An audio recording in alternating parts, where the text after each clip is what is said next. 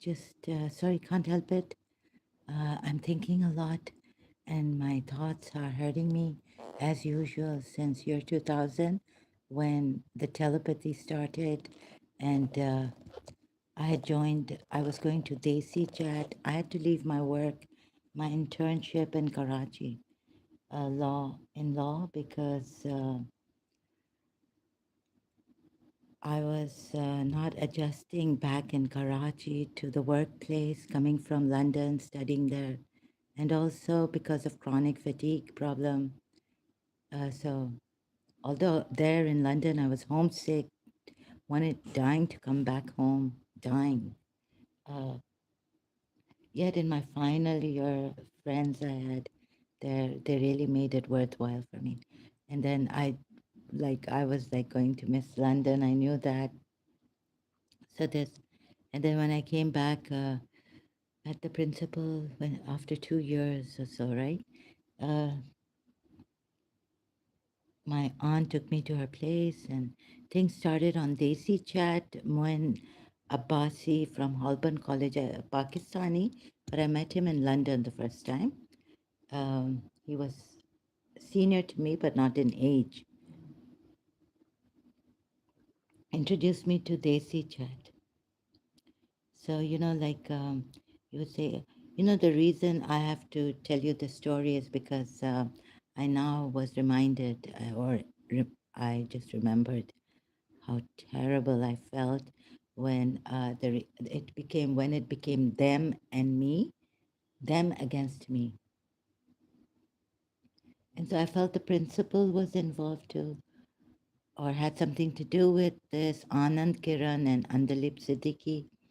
And on Desi Chat, Chandani Rate, Anand Kiran had sent me a message, private message, in the beginning in year 2000, maybe 1999. Would you be my friend? And gave me the birthday. Um, that was it was the same as Mrs. Munira Guzar's month and day.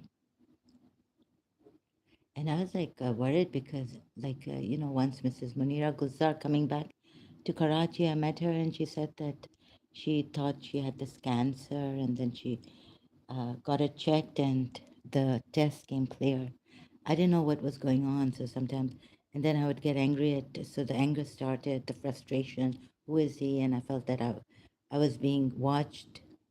What Anand Kiran said in the private chat, and then there was this fake childhood friend, but her name was the same as my childhood friend, Andalip.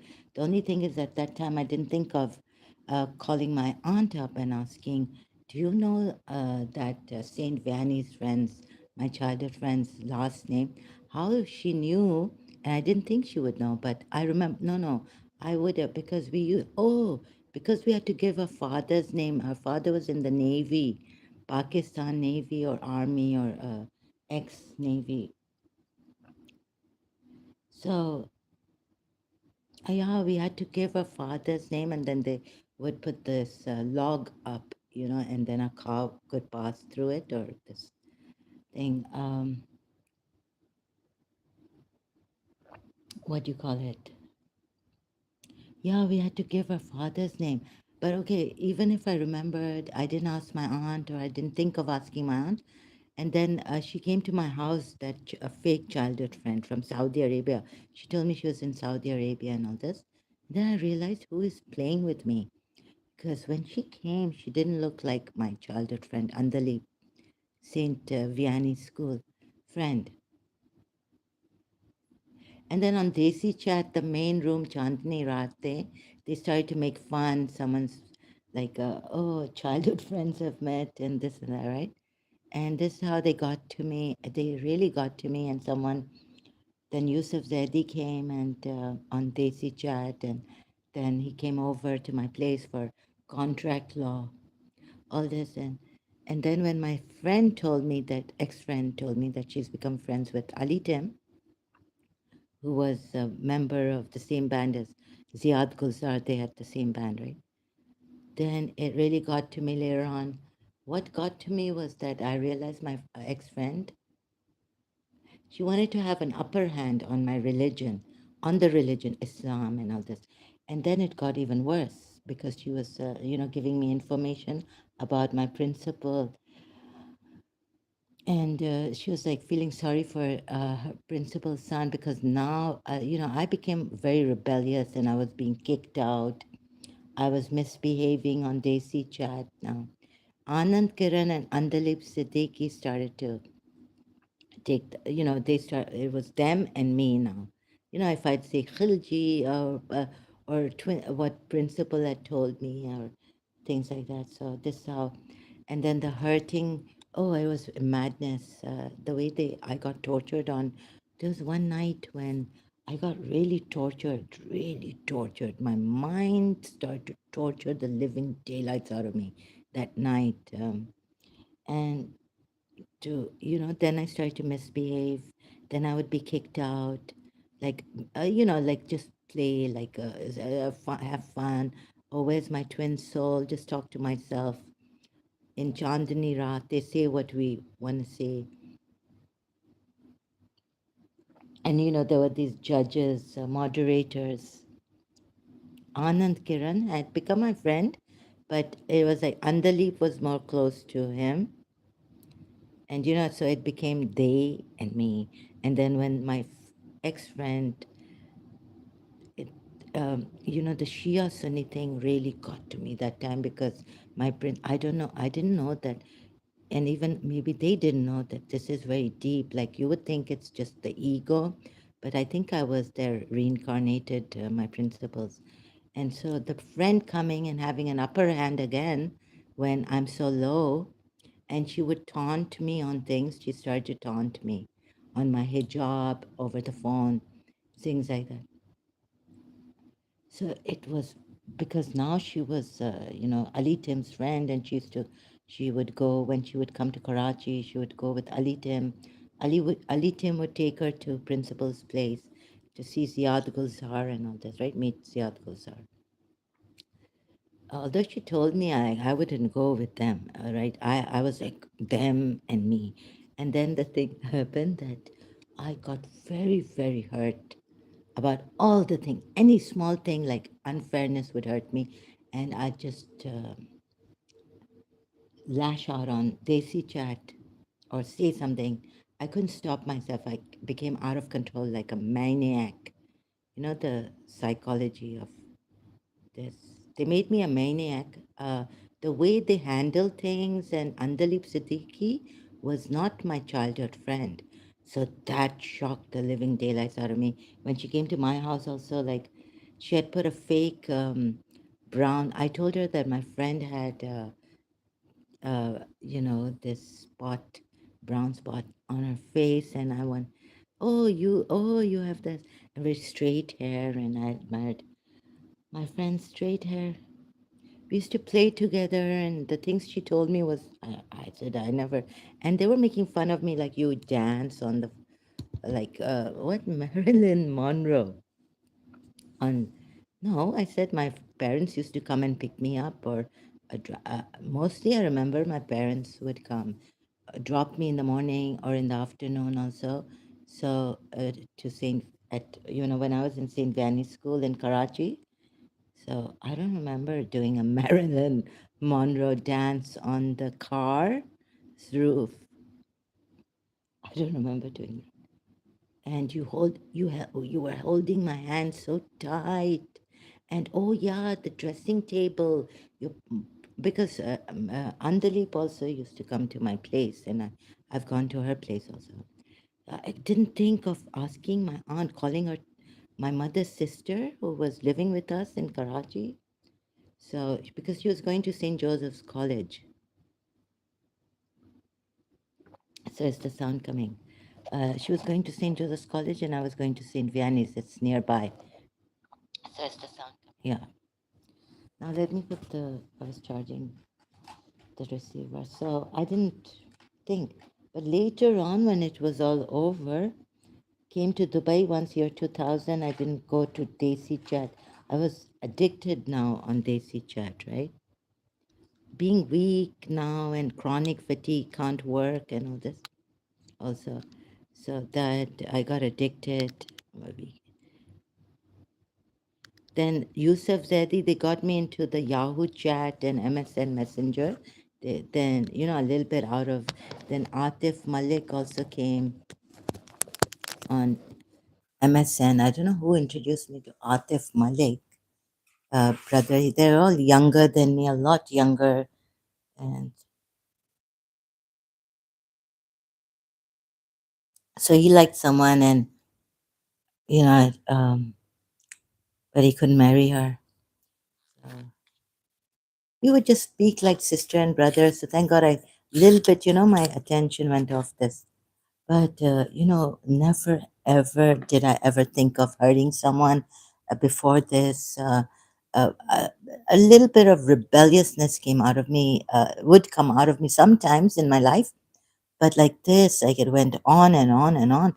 I would never want to hurt anyone, or I never wanted to hurt. Oh, sorry. I just clicked by mistake. Sam on Narc, Sam's video. Sam Vaknin's, Dr. Sam Vaknin. I'm back on this from my other device. Yes. Thank God on my other device is on mute. So they started to make fun and things like that. The way it was handled, then telepathy coming about the principal and her husband. So I was getting a lot of, and first they jerked me and things like that. Oh, it's I can't put it in words like proper sequence also. So, so later on, I found out that my childhood friend's father's name and last name, right? She used to use that name. So Andalip Siddiqui was not, and my childhood friend, someone had made all this up. And I don't know when I saw an Andalip, so I asked, right, on Chandni Rate, Desi chat. So, in London, like we used to go down to this lounge and talk to people, and our people who were living there, or still, we call them. So I was into that. I thought, okay, generally, and help people out. Maybe we can, but it all backfired. This terrible, terrible, maddening, but I would never want to hurt anyone. Then this thing, due to all this happening to a great extent, the way it was handled by Anand, Kiran, and all these people, right? Another thing is, coming to my this. Let me just Bluetooth is on. Okay. Another thing is, okay, I found Andalip Siddiqui on Facebook also, the real one, not the fake. And then the works like this energy, like as if two entities had come inside. But the reason why want to talk about this is that about religion, like I would never. So I realized I would never attack another person's religion or put their religion down because it was okay until like the friend, I know Sunnis talking against Shias and all this, but I didn't know that Shias would be putting them down so much as they put us down and then they put us in trouble, right? Because then we can be unleavened. And the bomb blasts happening in Shia Imam Bargas and processions now when I was there in Karachi. And another thing was when this friend who had told me about my religion, against my religion indirectly, this is what also I dislike, yeah? People coming and talking about attacking the religion indirectly. But it was okay, and I found this verse and then later also, but now this ego had come up. So I was like, oh no, they've won the Sunni. I was thinking like, no, these Sunnis have won in Surah Ghafir, ayat I showed you 12, right? So at that time when I found it again, this ayat came to this ayat and I realized, oh my God, my ex friend is right. She was with Ali Tim and all these people, right? And she had now had an upper hand,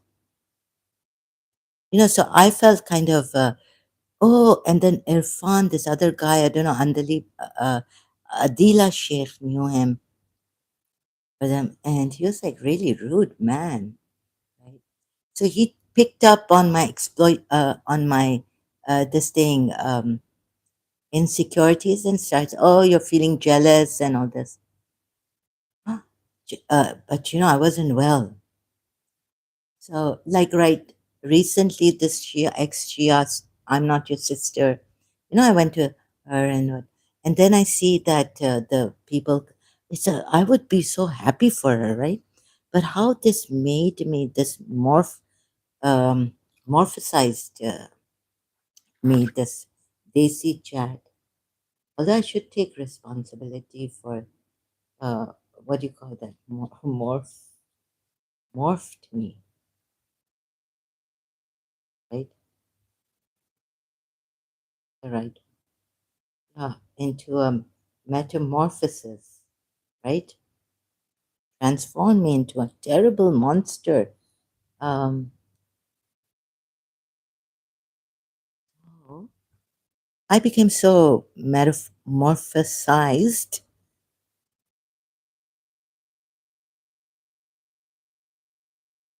that, because the principal was Sunni, and this friend, she was going there whenever she'd come to Karachi on Eid days and this and that. And she wouldn't understand because she didn't understand me in O level Center for Advanced Studies when we were together. Like she thought I was rude. I was being rude, but I wasn't being rude really. I was depressing. She wouldn't understand that. Anyways, so I knew that they would take it out of context, everything. Like Irfan did later also. And then when she sent me this junk about a music thing, Aram music, I sent her. So Irfan was the Adila Sheikh he was related to. They really played with my mind, and or if some of them were like good, uh, Atif Malik, or then Atif Malik took over, and the bad habit of addiction of going to Desi Chat got over that. I got over that. Thank God. Oh, oh, there was a time when I was asleep and I'd be jerked. So they came in my frequency, and I was telling Anita, my Indian, oh, sorry, British Indian origin friend, Hindu, in London, through email that I'm being pulled down. I can't reach my higher self. I'm in my lower self. So now you can find videos on this, right? The attack, spiritual warfare, and how they can get into your frequency. People can get into your frequency. Their bad intentions, their whatever, the mind attack. Recently, like I was really concerned that this video um about Muji, the darkness. Is this mother? What's her name?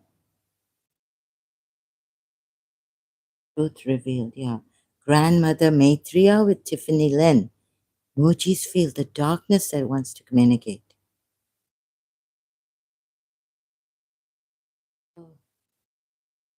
Yeah, like Muji says, the mind attacks, right? So so I forgot. Yeah, the mind.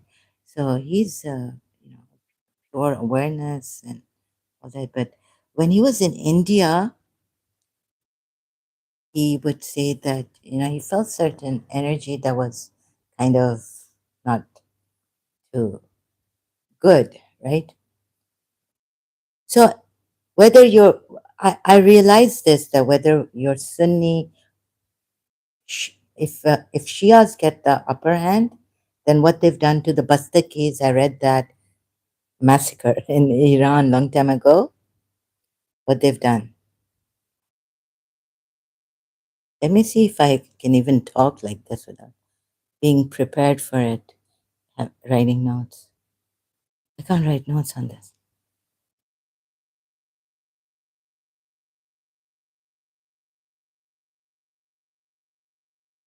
So, being reincarnated with the principal, like I would, but I lost my cool. Sometimes I would really lose it and I would have no rest. Tried healing. Yusuf Zaidi brought someone they said you have some Muslim lady's spirit dead, like she's gone past demise. She's passed away, but her spirit is attached to you. That's why the chronic fatigue that you've got since 1989. That's why yeah. So I've removed it and some people have a mental illness which is biological, but you don't have that mental illness. Sikandar Shah, brought by Yusuf Zaidi to my place, told me when my father was in there. My mother was upstairs and I was downstairs with them in the sitting room. So if the doctors ask, yes, Yusuf Zaidi is there and also is Sikandar Shah because his friend Arbab Shah. Now, Sikandar Shah wasn't a Shia. He was a Maiman, I think, or from Abdul Qadir Jilani. Maybe not a Maiman commute from the Maim. I thought all Maimans, so like they believe in Abdul Qadir Shah Jilani, Abdul Qadir Shah Jilani. So, but he said he's not a Shia, but Arbab Shah being a friend of Sayyid Yusuf Zaidi was a Sayyid Shia. And so they had a field time. Atif Malik was very good. Like it was like Yusuf Zaidi also. They would drop from the MSN Messenger when they don't. When I asked them a question, like Irfan came and said, "Oh, I saw a dream about you." So I was asking him, like, "Are you concerned?" Also, "Oh, you've asked too many questions on the phone." When I was on the phone with them, I'm like, he's blaming me, like accusing me, and in that way, like spite, not mockery. I can't use the proper word for it. I can't find the proper word for it.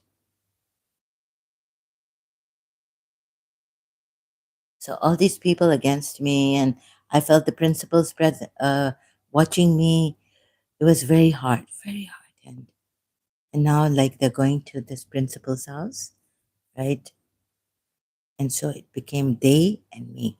It became like Sunni and Shia, and though it hurt so badly, I would lose my mind at times on this. Many a times.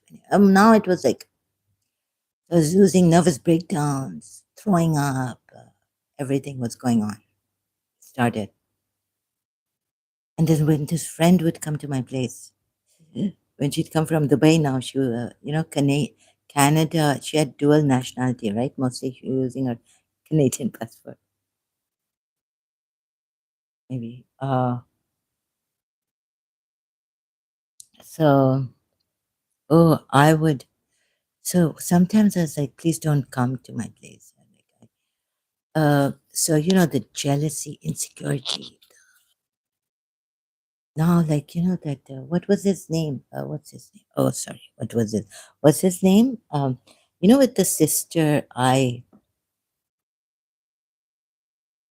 oh God, that Shia ex-Muslim, ex-Shia. I'm not your sister. Oh, she's now Layla. Uh, so when, a little bit of, like, maybe it's not unfairness or anything like that. Of course, you can reach out to other people. He did, what's his name? Aladdin, apostate Aladdin to apostate Leila and all this. And I'm going there and say a little bit and think that she told me that no, she's not thinking of doing this. So I just, lose it, trigger, because it was now them and me. So the trigger, Desi Chat, Anand Kiran, and Andalip Siddiqui, trigger. And of course, that's not only Anand Siddiqui and, oh, sorry, Anand Kiran and Andalip Siddiqui, but the whole, excuse me, the whole group now, principal, like imagining that the principal behind this and all that, right? So all of them, oh, it hurt like hell.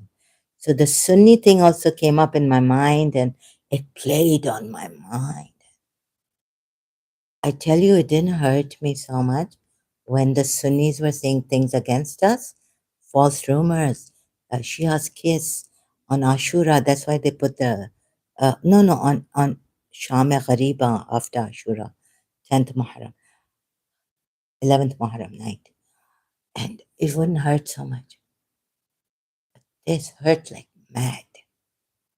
So I started to say bad words and all this. I don't know what I did more, like saying on DC chat, they would now kick me out. So, so then Atif Malik was brought to help me, whoever were behind this. And the terrible jokes. So one day I didn't want to go. I was asleep, and it was time to talk to even who? Atif Malik, 11 o'clock in Karachi. I was asleep. My arm jerked. It was like someone woke me up. Like there were jinns around. I didn't want to think like that. I thought maybe I have a connection with, what is this? So, anyways, a lot has happened before that. Like Anand Kiran could see inside Didi. I have a river and the calendar and all this. So that's how. But then I lost it, and recently also, like these people coming here, these trolls and all. So my mind was messed up before coming. The first time live stream today, I tried to. I was like, when will this get settled? So when it got settled, then I came. Thank God I didn't come. I wanted to come in my mind, but I would have been abusing here before my first live stream here.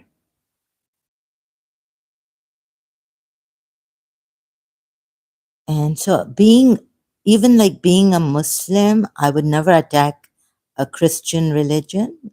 In that we try to stay away from talking about this, even religion, to other people.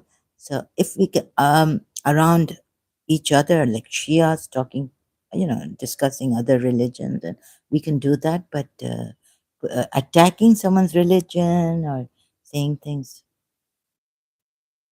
So when my ex-friend, when I sent her an email, I saw that she wanted an upper hand.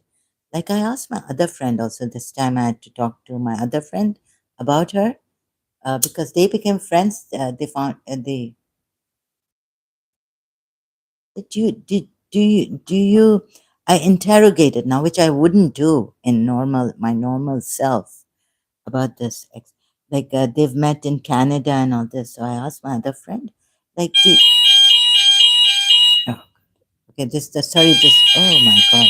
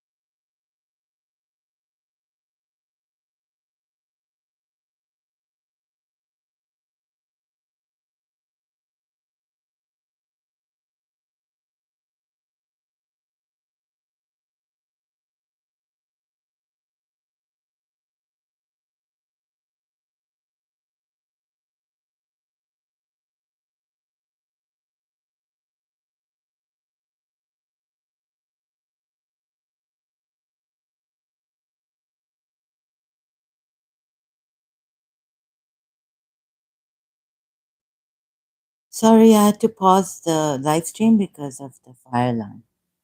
It's just gone off. I hope it doesn't go on again. Doesn't come on again. And okay, so all this I'm saying is, yeah, we can critically examine, and Christians can, Muslim, Islam, and all this, but I wouldn't do it.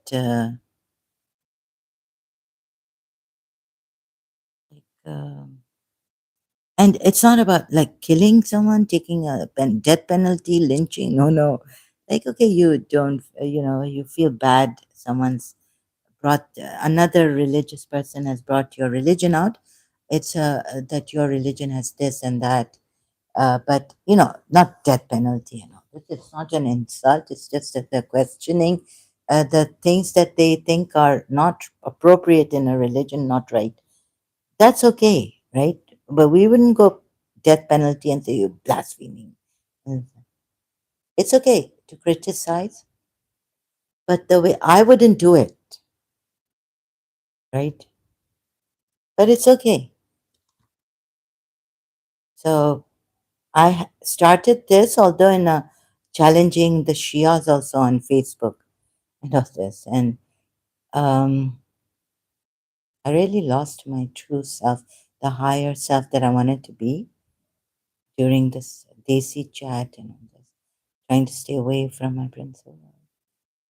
Uh, oh, and the works that happened there.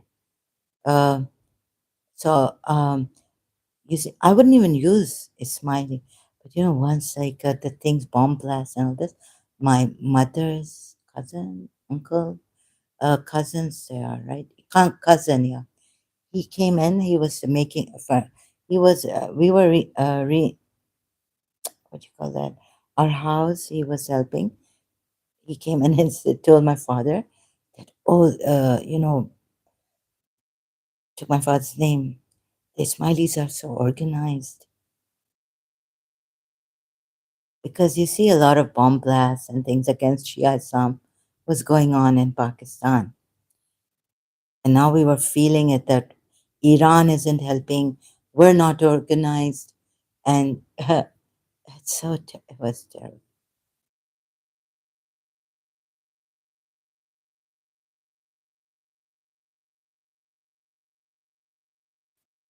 So when I came to Dubai, and then I saw how they, you know, His Highness Aga Khan, I searched YouTube, and now it was that ego thing, against my friend and the principal. Now I was like, I want to dance. I want to get up. Yeah. I'm using the Ismaili Imam, and I would never do this. If someone put us down, I would come home. I just sleep over it. I'd get angry at workers and in the market, like तुम लोग झूठ बोलते हो, सच नहीं बोलते, like that. Or my siblings, for because I was the eldest, something that triggered. No, something that on the righteous. I was like, I had become like this, trained by my teacher, unlike my parents, very strict. But okay, I lose the point is that, I wouldn't use people. I'd just come home I wouldn't get angry at everyone. Uh, if none of my other friends taunted me the way this friend did in year 2000, uh, ex-friend. But it was hurting a lot, and I couldn't stop my thoughts, and they were hurting me so much. It's like the Yusuf Zedi said he's on a mission. I think he was on a mission to destroy me, self destruction, to put me in self destruction. And he went to London. Although he begged me that I should take his help. And I was, yeah, sometimes angry now on Desi chat. Like there's, after Yusuf Zedi, there's another one who came and said, Shia Islam is the truth. And I was like, I got so angry, the nervous breakdowns I had, and in that I would just lose it. I say, Well, there are Boris and there are Ismaili Shias. And how dare you tell me this? I'm a Sunni. Like that. I want to scream, but of course they couldn't hear my voice. I was typing on the computer, but I sounded very angry and like, why didn't God just, the imams and all this? That was also happening on the other side with me, but the Sunni Shia, it really hurt the living daylights out of me because I felt the principal was involved in this and my ex-friend was going to their place sometimes, in touch with them. Her son, especially. So, I would never hurt. Okay, attacking is like, they're telling us our religion is wrong.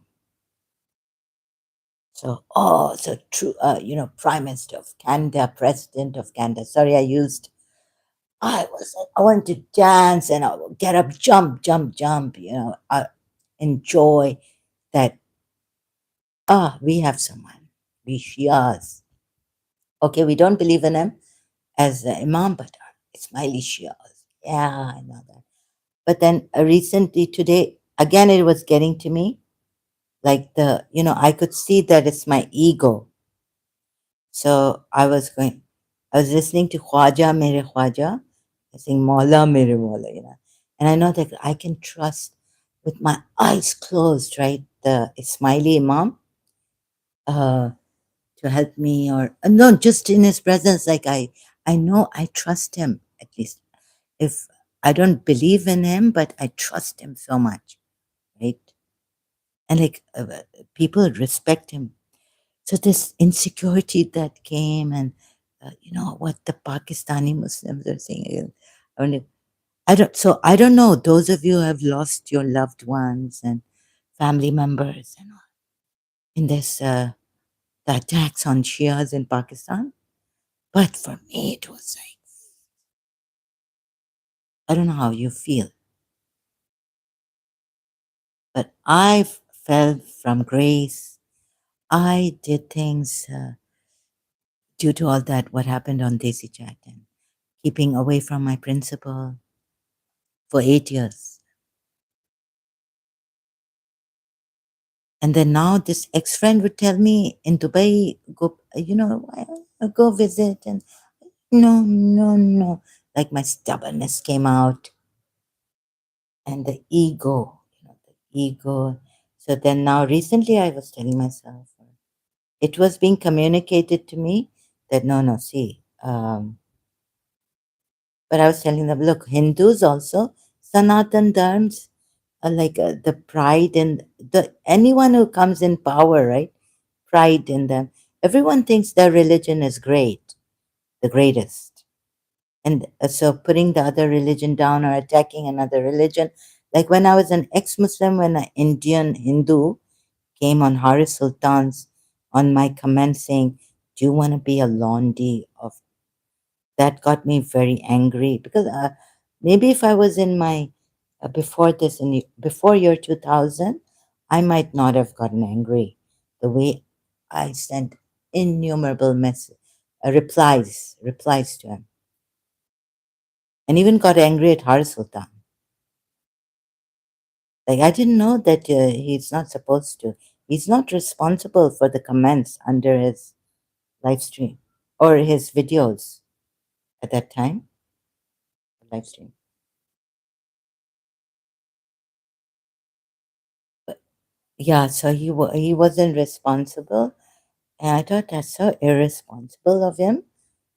Like I sent a message to Har Sultan and someone else replying to me. I've I wasn't used to this kind of comments, and then the rude comments also started. And another person came and said something. So I just wanted to like, such a nice channel Har Sultan's is, and he's a professional and all this, right? So I was like, but I wanted to correct him. It's not Imam Hassan. It was he's Imam Hussein, or it wasn't, he got it wrong. I have been a Shia, right? So I know he got it wrong. And I didn't know that these rules, like, you could, an Indian could just come there and tell me against my religion, former religion.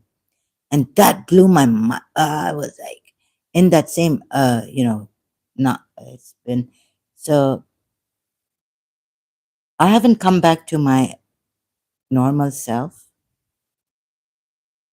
So that's when in year 2000, telepathy and the voices started and the schizophrenia symptoms. And I'm told it's due to black magic, nothing biological. You're not mad, insane. Or, sorry, you don't have a mental illness in the sense that biologically, but this was induced through black magic or something. Hmm. So all this, and another thing, well, I can't say that. What I had to do, and so yeah, it really got to me, and I would not have. I would never want to attack someone's religion or criticize someone's religion.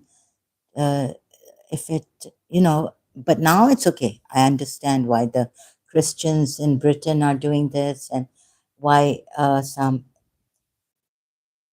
But anyone who, it's really terrible. We don't. I would never do this. So I'm a Shia. I was a Shia, whether you believe it or not. But you just have to take what I'm saying here, right? So when I found my religion wrong, false, I had to share it to help the Shias also, along with Sunnis. Sunnis are our brothers. And sometimes it happens, right, that I don't want to hurt anyone, didn't want to hurt anyone. And I don't feel this is an attack to criticize a religion. And I don't like the indirect attacks on my religion against Shias. I would really respect that person if that person came directly to me. I would like to talk about our religion, you know, and sorry, I felt this. You can say it like this. There's a way of saying it. But coming there to taking the opportunity that you're in my house, you're in my bedroom, your friend, you're a school friend, and now you're indirectly telling me that we only pray to Allah, directly pray to Allah. We don't use anyone. But this, and I now it's like this, right? I change I make these mocking way I say things, changing my voice.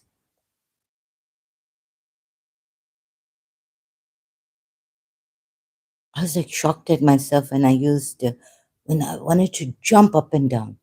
Uh, I was, look, our Ismaili Imam, and against those Christians who told us in Karachi, like, you Muslims are, they're fed up of us. But like mostly the Sunnis, I think, not the Shias. I had to bear the brunt, I think. So, but our Shias are also, but they don't misbehave like in Julus or, if a lady is passing by. Oh, and I was a volunteer in my childhood, so they don't touch and like normally in Karachi, in Sadr and all this. I've never encountered. I've gone through a Julus, gone through it. Shias, men. I've crossed the road. They're on the road. It's a crowd of men. They've never touched me, never looked at me, never stared at me, stalked at me, nothing like that. In our juluses, Allama Rashid Rabi, when he was alive, used to say, "Ehtaram se julus jana chahiye, ehtaram karna, har ek ka, almo ka, iska, uska," like that. Respect, honor. So, our women passing by, in my childhood, I've been a volunteer too, although only males are supposed to be volunteering. But I've been downstairs with my father, not mostly with my mother. in the Dammam, in the Matam, Julus. So I've been like a tomboy, and my father used to take me to Julus when I was a child. So I haven't seen any Shia touching any woman, girl in Karachi. Can you believe that? There, such ihtaram, such respect and honor, honoring. So has been maintained in our juluses, processions, and majlises, and when we're walking around. So this, and then what was the point then? So it had hit me and it changed me. It metamorphosized me, if I can use that word properly, right? Franz Kafka's Metamorphosis story on.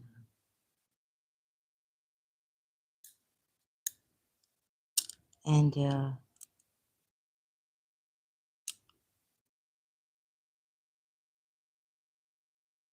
oh, and so that so I was so Indian Hindus also, you see, the pride in them about their religion, I think you should bring that pride down.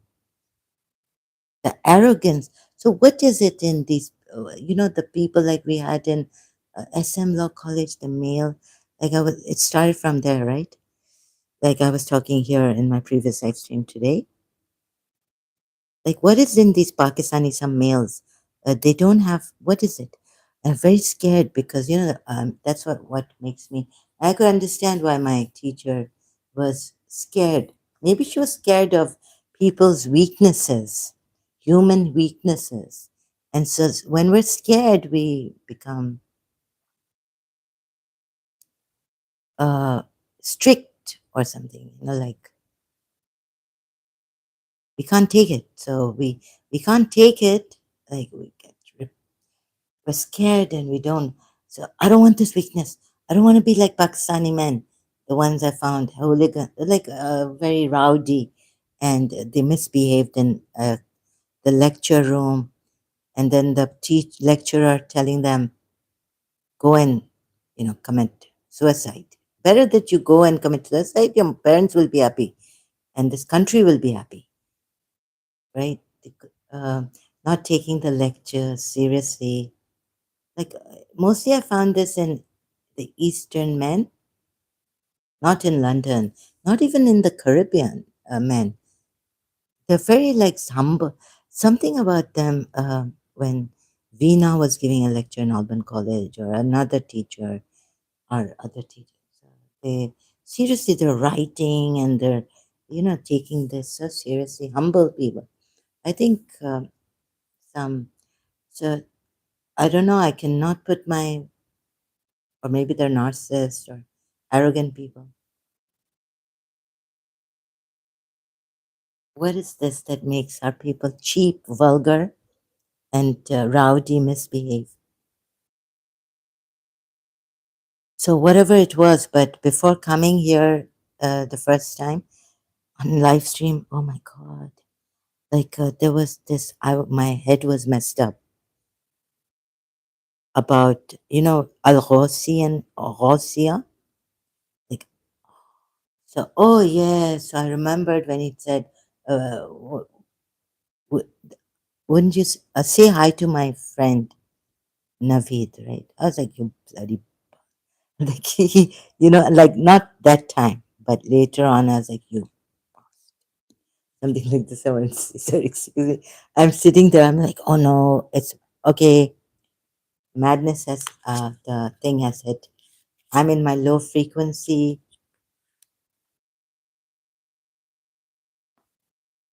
So this is what happened to me when that telepathy and all started and spiritual warfare. And so I wouldn't hurt people like the Sunnis hurt us. I feel like a pocket when I felt, but we don't say that, right? Who made Pakistan? who worked. Okay, many lives were sacrificed. That I'll come to. And the Hindus, Indians, they talk against Qaid Azam. Do you think it doesn't hurt me? It does hurt me, right? So he was my Khoja, and he wasn't a bad person. But they compare him to Gandhi and all this. Some of the Indian. So you see, whoever, even Indians, their arrogance I've seen here on social media. I didn't know. I was shocked that the Indians are talking like this.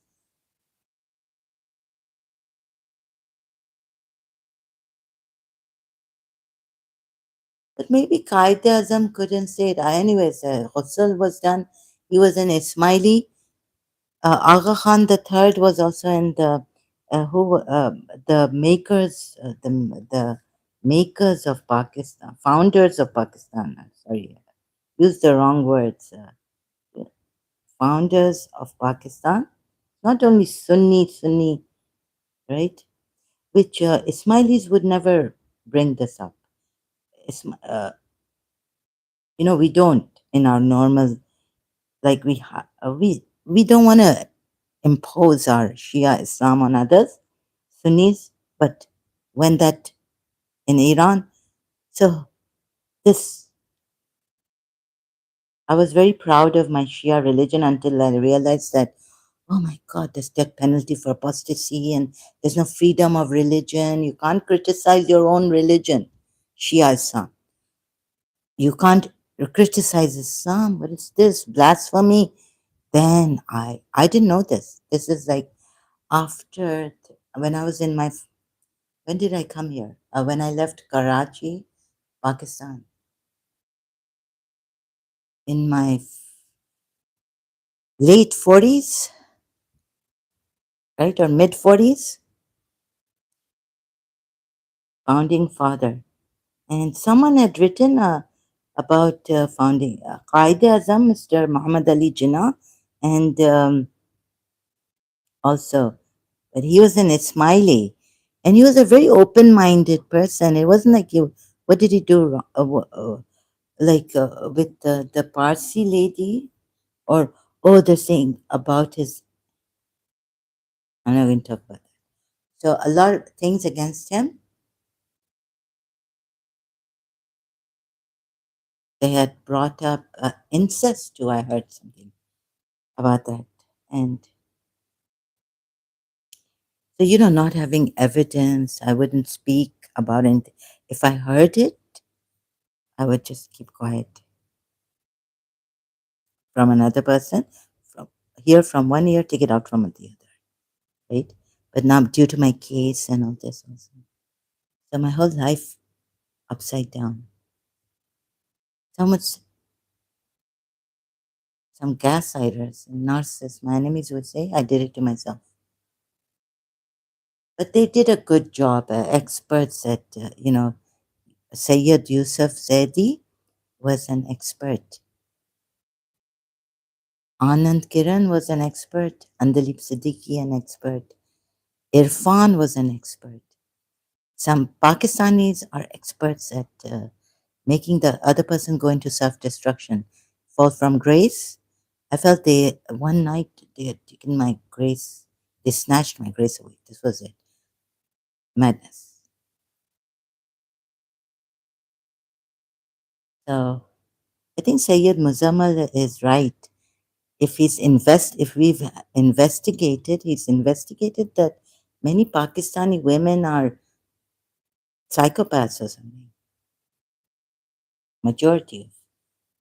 So there's also, and someone has written about Agha Khan,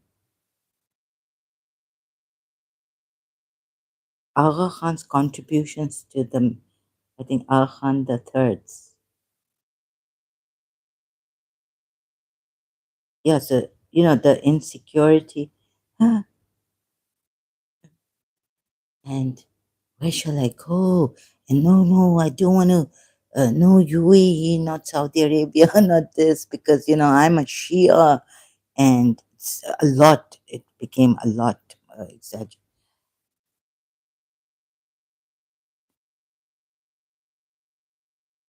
This is their country, and this is the Sunnis' country. And I would die, and you know, God knows what nonsense. Khan the Third's found, founder, one of the founders,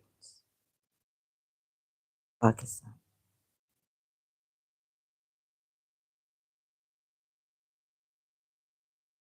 Claim it, claim it. You see, this is what. So even though we didn't take him, 12 Shias as the true Imam, he's considered one of the founding fathers of Pakistan, and also served as the first permanent president of the All India Muslim League, right? So there you go. I could say, Mummy, Manira, Sunni Bastaki, and my ex friend, not ex Muslim, and you. Then I found out that Ali Tim was a Shia. I was like, what?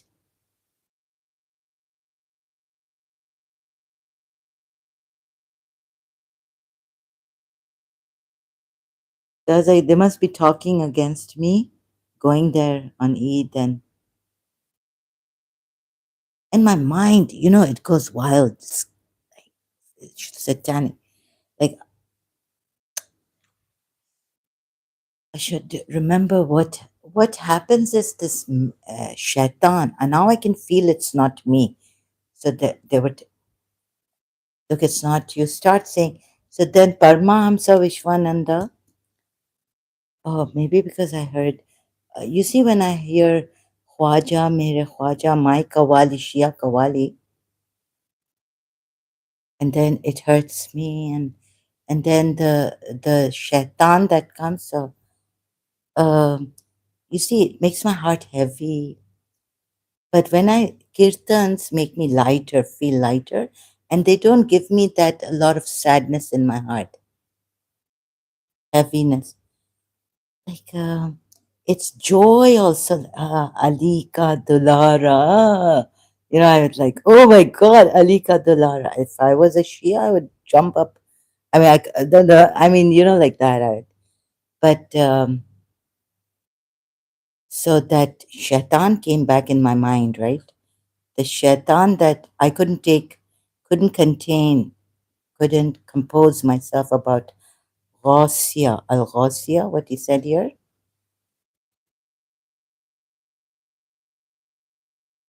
and started to abuse him in Bekhartako, very bad abuse, right?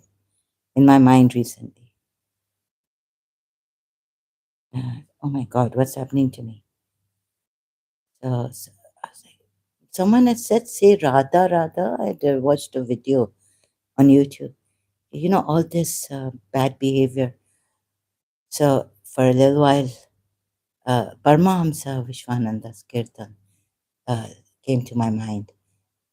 Started saying, Jai Radhe, Jai Krishna, Rasika Makutamani, Jai Gopikan.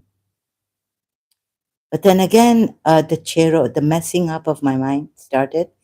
And then I was like, then came all of a sudden in my third eye, Maula, His Highness Khan the Third.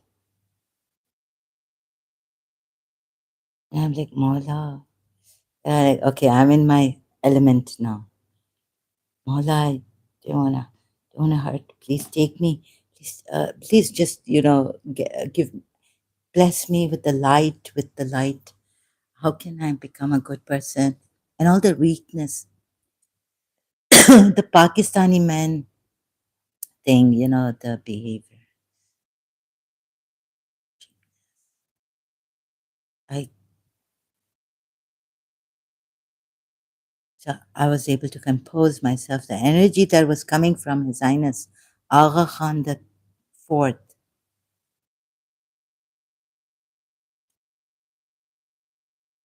Allah.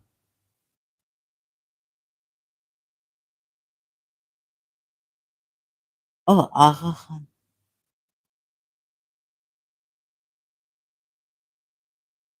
It, it, like, taking the pain. He is so amazing. It is so alive. Malai, so,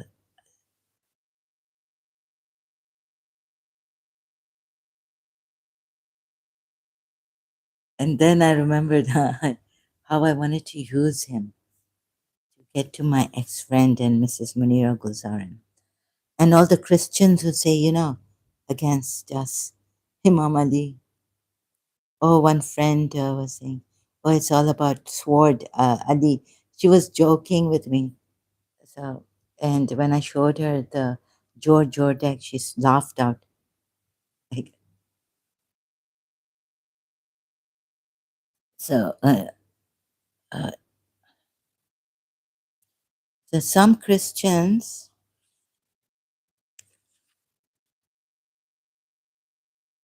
they are on their high horses, But here, so the Christians in Pakistan also, they wear this. I have to use Imam. Imam, all I'm using. So, the Christians, they think we Muslims are backward. They don't remember Ismailis, right? Shia, Ismaili. But Miss Desai said I'm half Shia, half Catholic.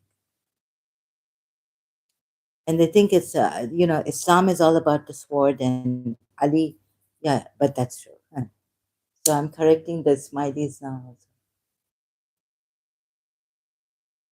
Yeah, that's true because I read somewhere, I can't find it. When someone spat at the mosque near uh, someone, someone spat on the mosque wall. I don't know, maybe on Prophet Muhammad, I don't know. But on the wall of a mosque, Imam Ali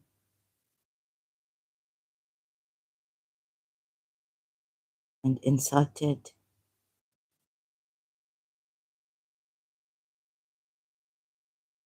Rasulullah, Prophet Muhammad, Imam Ali killed him. So I went to my father and I said, Imam Ali killed someone just because he spat on a mosque wall and insulted Prophet Muhammad. Imam Ali just took the sword and killed him. So my father said he did a good thing. I said, what? Flower Garden, thank you so much.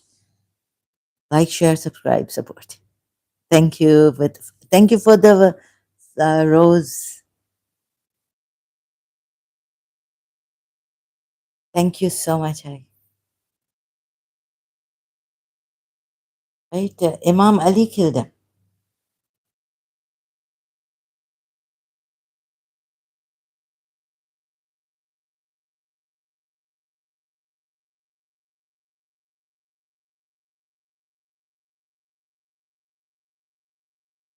Let's see.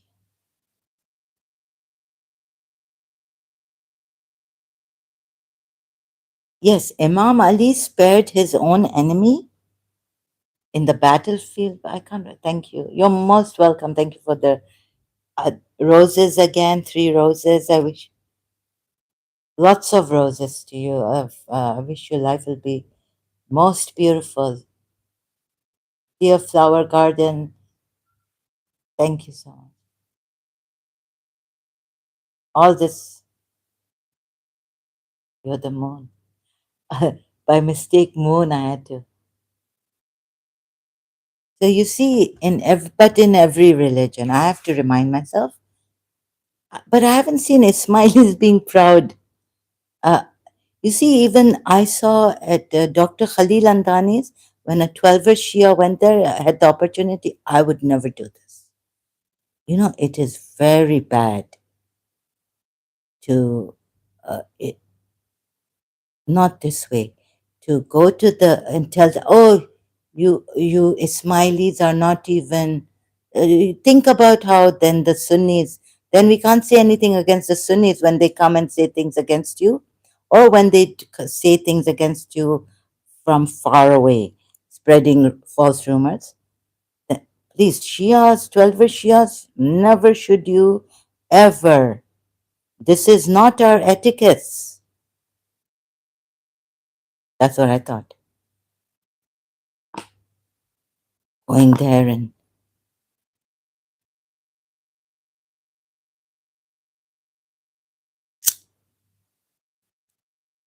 so I don't know what's happening on social media, like whether we can even trust the person if he says he's 12 Shia, but is he 12 Shia? Because in 12 Shias, yeah, you can say the Imam. I mean, wait a minute. I don't think we can even say that the. How can you say the Ismaili Shia is najas? Huh? Ismaili Imam, sorry, Ismaili Imam. I mean, this really got to me, right? So sorry. I thought we had etiquettes and we had good manners, and we would never go to Ismaili if we ever got a chance, right? We can't go to the Jamaat, but like you're not going to go to the Jamaat and going up to them and saying, "Would you do this in real life?" Like what you're doing, 12 Shia, some of you going to Dr. Khalil Andani's video or live stream and then later on commenting there saying your 12 imams are true, and where do your imams are false, my imams are right, true. Come to Imam Musa Kazim. Why Ismail? Oh, Ismail was not. Ismail was this. Sorry, excuse me. What? And then look at also. No, I can't find it. I don't know where I read it. Which book? Maybe a Sunni book? No, no. I thought Allama Majlisi. I don't know. Sorry, sorry. Excuse me. I'm just thinking out loud. I don't know. I remember going to my father and saying, Imam Ali killed a man. I couldn't have just read it through a Sunni Muhammad Hakel, a Prophet Muhammad's life story. Imam Ali just killed a man just because he insulted, or maybe he spat at, not the mosque wall, but on Prophet Muhammad. Tried to, like, no, no, that I didn't think my religion was like this.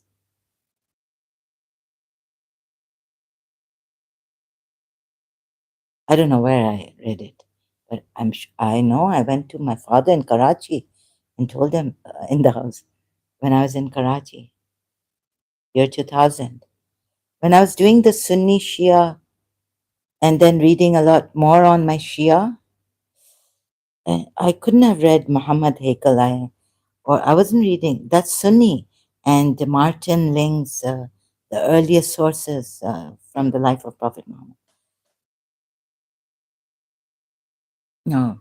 So how shall I search? What was I going to search out now to show you? Another thing. Uh, so every religion, Ismaili Shia, Ismaili Shia. Uh, Salim Agha Ismaili. Is, what's the whole name? What's the name of the channel? Ismaili Shia Islam, Sabir Salim. Sabir Salim is his name. Let's check his channel, right?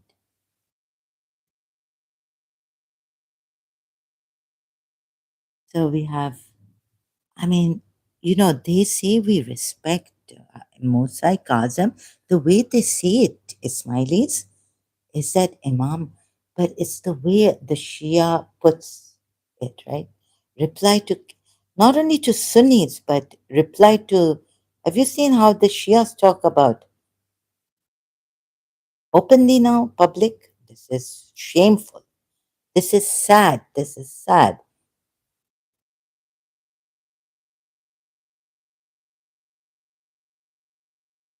Although it's so sad to see this. Um,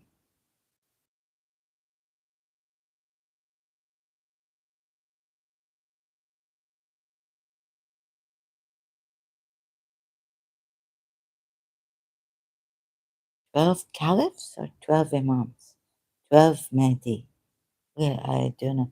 But here Salim, Sabir Salim has replied to a Shia, 12 Shia, right?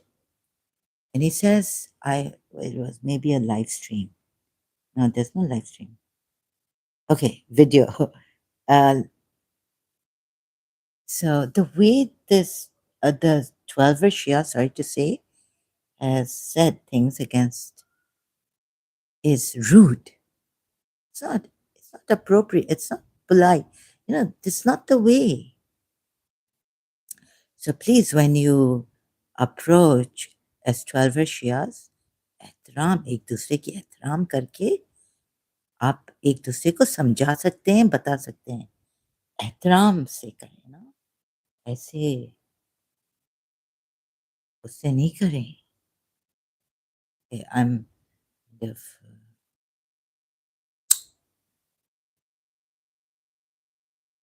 तो मेरी तबीयत I am not well. So I told you how I became a mentally challenged. And so, I would be so happy to see that apostate Aladdin approaches this ex-Muslim, ex-Shia lady, helps her out or whatever. Or, what I did with arm, ये इनको तो I mean, ईरानी ने क्या नहीं किया हमारे साथ वो उधर लंदन में एक ईरानी ने और उनके सिस्टर्स ने मैंने कभी बदतमीजी से उनको I never start once when her younger sisters but my age one was my no older than me.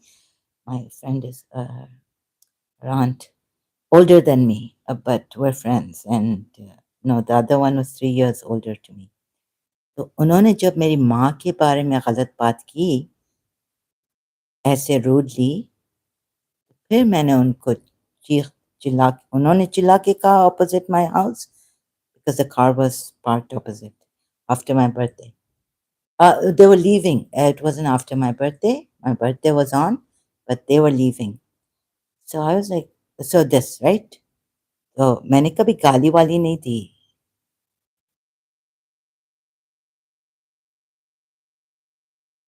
I never abused or anything.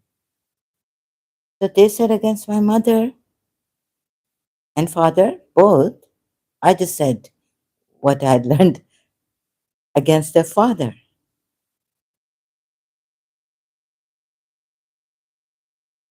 So please, he attacks ऐसे rude way में. There's a way of doing things, right? Saying things. आप अदब सीखें, etiquette सीखें. Learn etiquettes, adab, akhlaq, manners, in what way to approach, what way to ask questions. If I were a 12 Shia and I was going to go to a Ismaili, how would I ask them? So I was shocked. You know what I mean? To see, or मेरी तबीयत ठीक नहीं रहा. So of course that vulgar, how they made me go insane. और 24 घंटे मेरे sir के I mean inside my head भूत सवार इधर भी leaving Pakistan, walking, oh God, pura walk like they would say go for a walk. What go for a walk? The whole walk was my head was like on, oh, this one said this one. Ah, it doesn't help. I was going for, oh yeah, that one. This one said it's this one, and Miss Chafika Fikri, and my principal, his ex-friend, and I'm like mad. The mind go OCD.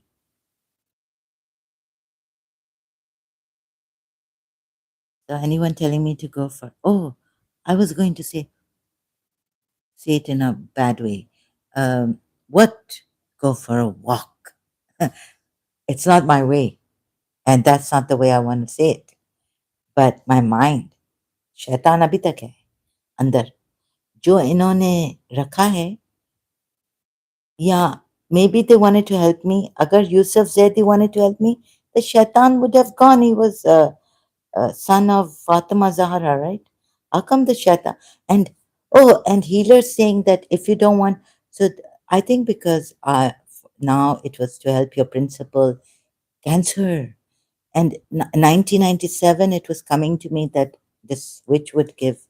I didn't, yeah, my mommy cancer now. I had found out there's a witch in the family, against me, sorry, against my family, immediate family. So when 1997, and she's one of a kind, like you have to find help. So 1997 in Karachi, summer vacations from London, I was someone I felt was trying to say that we're going to give your mommy cancer.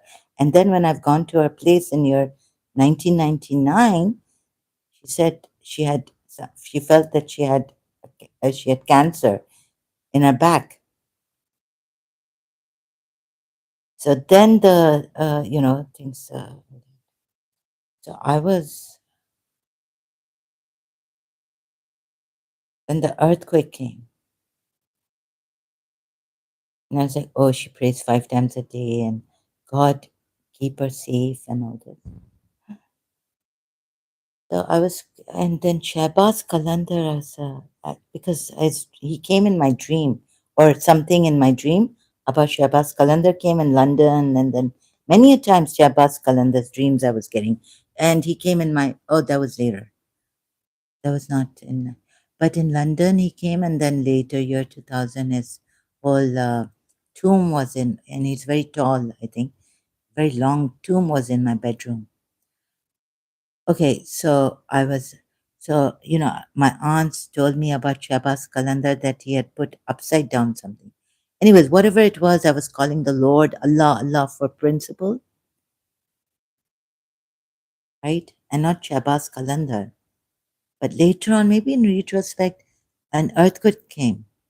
So this is the time when 19, um, 1997, I was in the daytime, earthquake.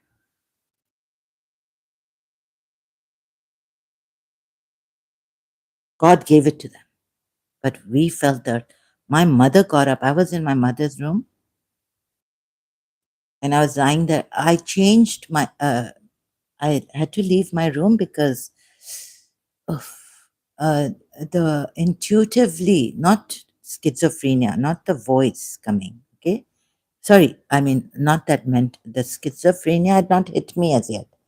There was this intuitive feeling that someone is trying to tell me that they would give my mommy cancer. Not a voice, although the voice that came to my mother was true about me. So that wasn't schizophrenia. My mother didn't have schizophrenia in Pakistan. So this is the day, this earthquake, no, in Karachi.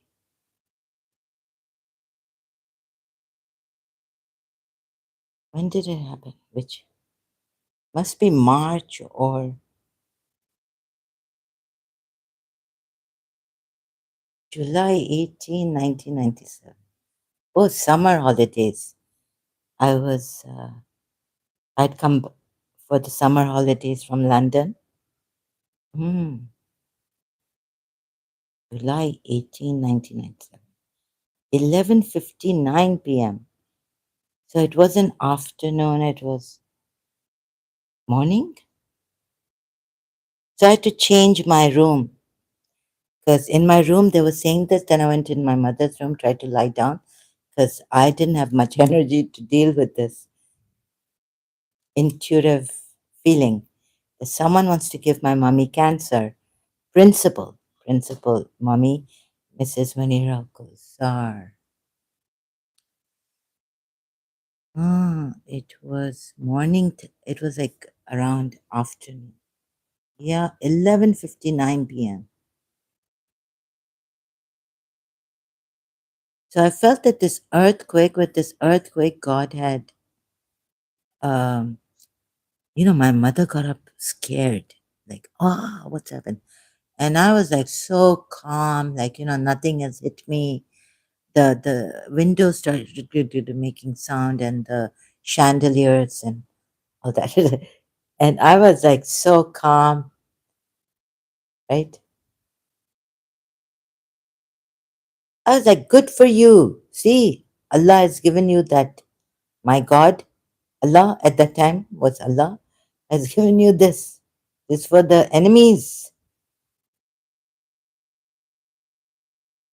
Enemy who says, who was trying to communicate,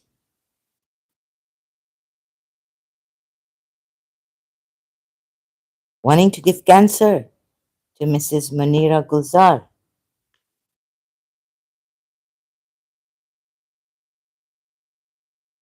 Okay, so like this was 1990. Sorry, I just have to check what's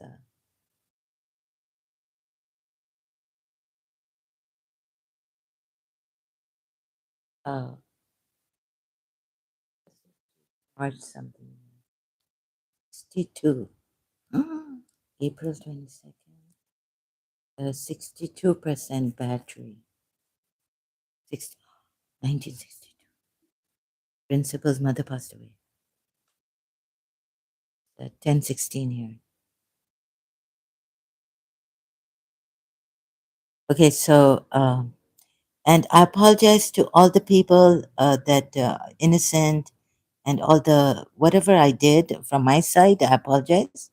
All the misbehavior, even against that Irani man, Armin Navabi, you know, and his partner, the host.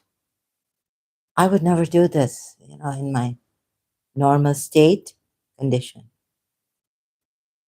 And sister, ex-Muslim Shia, ex-Shia, ex-Muslim, and apostate Aladdin, and all the others.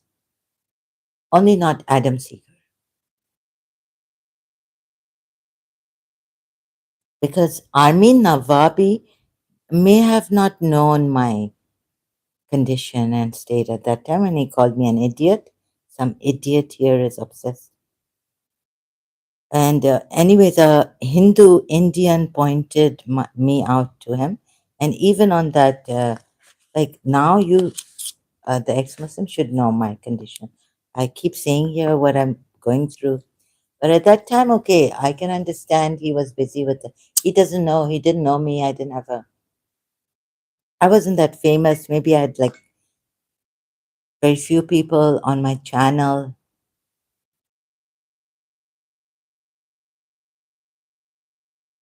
But mostly as an ex-Muslim, I was going to watch other ex-Muslim channels. That's what I was doing on YouTube. And this. So anyone who, it hurts. I don't mean to hurt anyone. Yeah, we can criticize religion. Now I get critical examination of religions. But in Karachi, oh God, I don't know how to say this. No, wait a minute. Then Indians also being very proud of their religion. This pride is not good in religion. So if you want to do comparative studies or criticize the religion, you can do that, but over nahi ho jao, no? I think for you Indians to ask someone कि आप Rasulullah ki londi, oh, or a Christian telling me, eh, when I was a Shia, do you know that your prophet Muhammad uh, got married got married to this, I don't know, maybe it was Jawaria or Safia, that he killed after killing her husband, father. So yeah, our, I don't know, some, but maybe some, let's see, critical. In Islam, we don't. So if you don't want to hear about your Jesus Christ, like you see, my father, or let's say, like, you see, you've got to at least understand that we can't say anything bad about Jesus Christ being Shias or Muslims, right? He's our prophet. We have to respect, we revere him. There's no way we can say anything against him. So when you come and tell us against our Prophet Muhammad, there's a etiquette, there's a way, I think, maybe, but it's not like you shouldn't get death penalty or lynched or hurt physically, but it's just that, maybe you should. There's a lot about his family, and there's not much about Jesus Christ. There's only like his 30 years are missing, and then I could. You see, I can't say about we can only say that it's 30 years, and he didn't even have family, in the sense that marrying the widows or the sex slave. Now we know how what sex slaves. He wasn't marrying them to help the ones, but even then, the Christians object. Some Christians to Prophet Muhammad marrying those women whose fathers, husbands he has killed. I said like they started the war against him, and he wanted to help there. But then again, the Christians would say, "Why marry them to help them? Can't you? Can't your prophet just help? Give them money, like help them just like that, right? Why does he have to marry them to help them?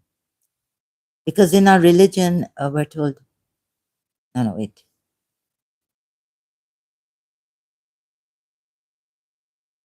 Oh, we're not. We can't make sisters and brothers like that, right? Not even have adopted sons. So, good question, Christians. Good question. Good objection, actually. Yeah. So if we just drop our ego and all this, so I felt my ego was coming up. Before that, it wasn't. I was very content with my religion. So anything the Sunnis said against the Shias would not affect me, right? It's like they're, you know, chote log, like lower frequency people now, I'd say.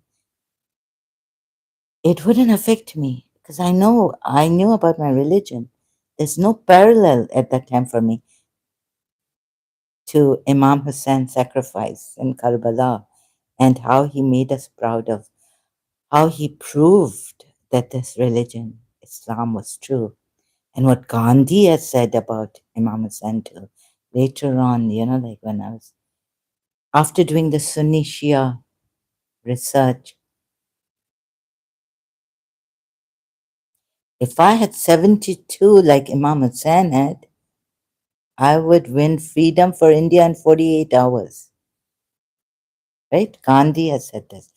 There are Hindus who have praised Imam Hussein. And now I was getting angry upset with Hindus. Like, don't defend this religion, like, take Shia side.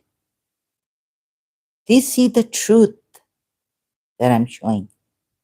Please see the truth. So I'm not here to hurt anyone's hearts, feelings.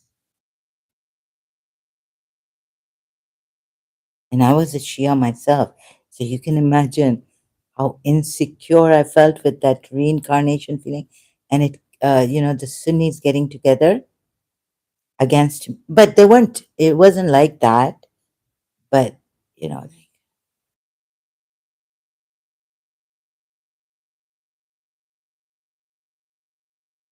but anything and everything would come to me because they had,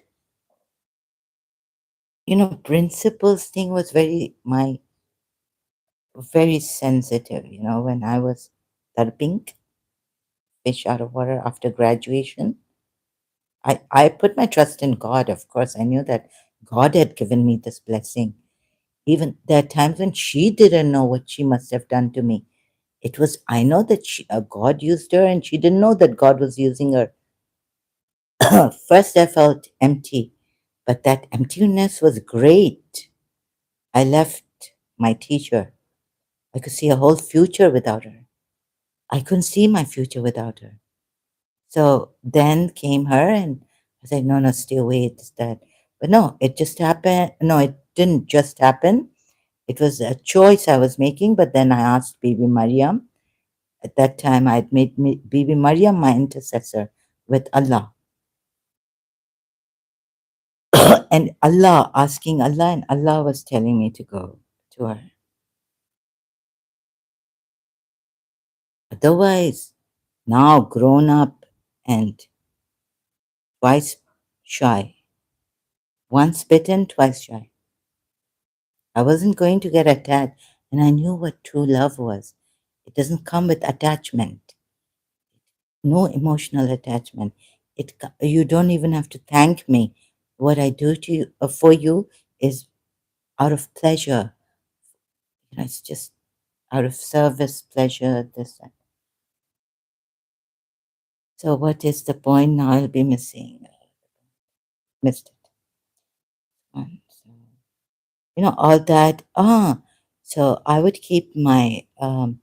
So when I'd go to meet her after graduation, I would keep all my this Rona Dona in the room, crying, being feeling the pangs, yearning, pining, dying, waves of severe waves coming and cutting through me, of separate, not being able to see her every morning in college except for Fridays. I thought God would help me, right? Because God gave me such a miracle in 1989. But when He wasn't, I'd call out to be Maria. But when I'd meet my principal, I wouldn't talk of the dying times. I knew I'd come up. Be Mariam's going to help me. It's just for 15 minutes, Zahra, half an hour. It may come again, but for now, just hang in there. I'm lying on my bed, and it's like the whole earthquakes shaking. It's inside this really chaotic. It's pining. Oh, it's terrible. So pangs of separation. Getting up, if my eyes would open,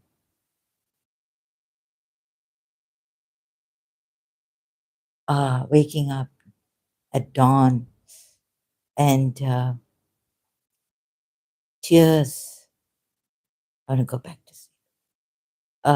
Yeah, I wouldn't want to fill my principal's cup with my tears of sorrow, separation with her now. After graduation, like I can't see her every day. So when I meet her, I say, "This it. It's a blessing of God. Keep your all that away. Don't tell her you miss her and things. It's not like I go there and say, oh, mommy, oh, how I missed you. I would never. Mm, oof, nigger, no. Oof. Don't say fine. Fa, fa, fa. Oof, oof, oof. How I miss you. Office,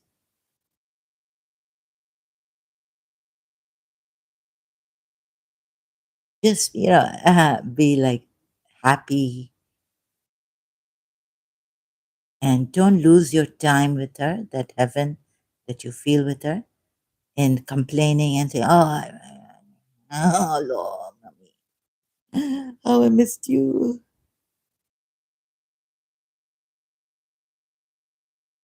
Don't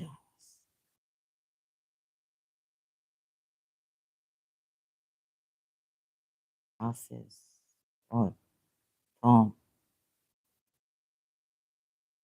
don't ask. Ask me not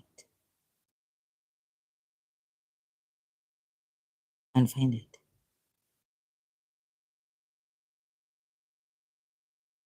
Don't ask the pain I felt of separation.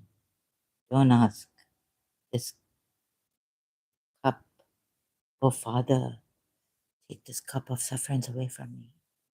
But not what I will, but what you will. Just ask, don't ask the pain of separation. Oh, so I thought God will come. I mean, sorry, God's help, like it came in 1989 after 5 years. Ah, don't ask. No, what's it? A lover worthy of mine. I've drained the dregs of separation. Yeah, this may be another's translation.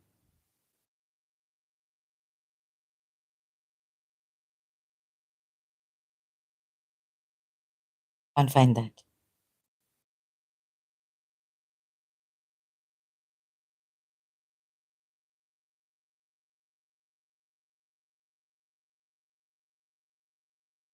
Oh, this. Oh my goodness. No, no, no.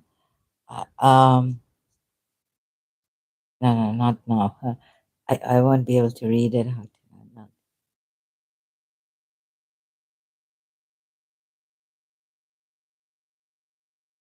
So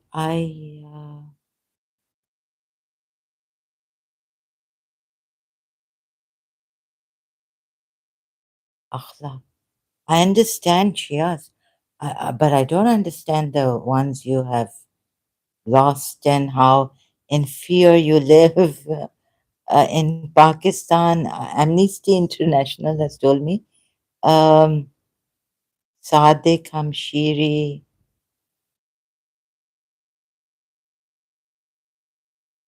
Um, but you see, uh,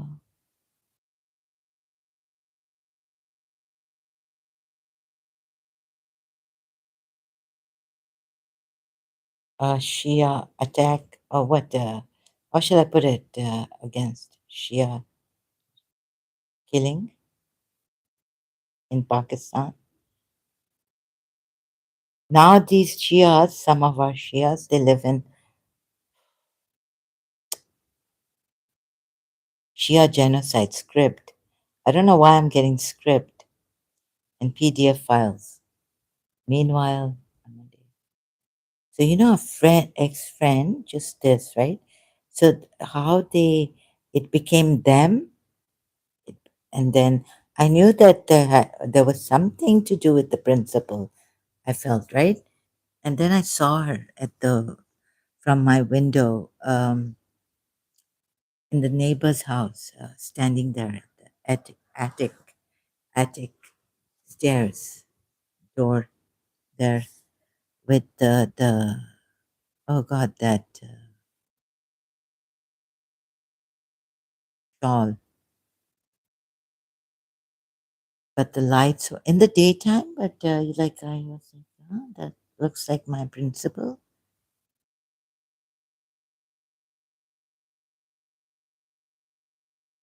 I don't know why all this right indirect thing. Maybe because I'm a reincarnated mother, I would not, and they had to communicate something about the principal. Maybe she didn't get a good husband. I thought in the beginning. Now, after many many years, I'm told what happened to her. Her screaming for help after 13 July. I left her for good. I wanted to leave like in a gracefully, like, oh, mommy, okay, now I leave you. But I was like, oh, this God has just done it very good. So that, and okay, so she'll think I'm uh, not a good, well behaved, and because difference, right? And I didn't want to push. You see, I thought God was saying, yes, God wishes mommy for me. Every time asking the stars something, there would be a fall or some movement or a shooting star. Oh my God. Oh, and so I wrote this poem, you know, whenever I speak of my love, God says, you bring me closer. I'm here. Uh, you know, and this. When I speak of my love, that's my mummy. God says, you bring me closer, closer. And these are because the God signs and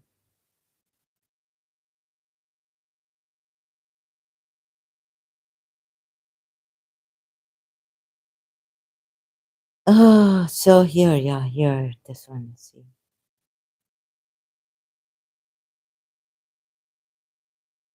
any interest? Oh, I don't know what you must be feeling, but this thing in year 2000, I started to feel so insecure, like a mad person. I was, it was torture to distress. I could have lost my mind. I could have gone into a coma.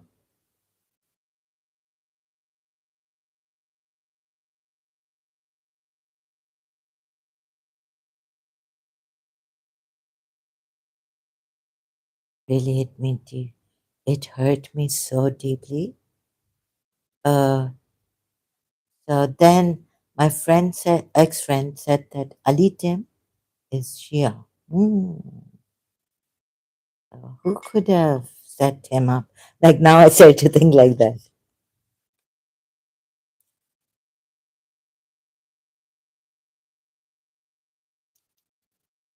Oh my God, I don't know. Oh, it's all coming back. So it's all coming back. Celine Dion song. Um, torture, torture, torture. Whenever this friend would come and then torture, I would torture. My mind would torture me. Shia Sunni thing would come up, you know, in another addition to what the torture was separated from my. I wouldn't go to my principal's house anymore, not even call her. So,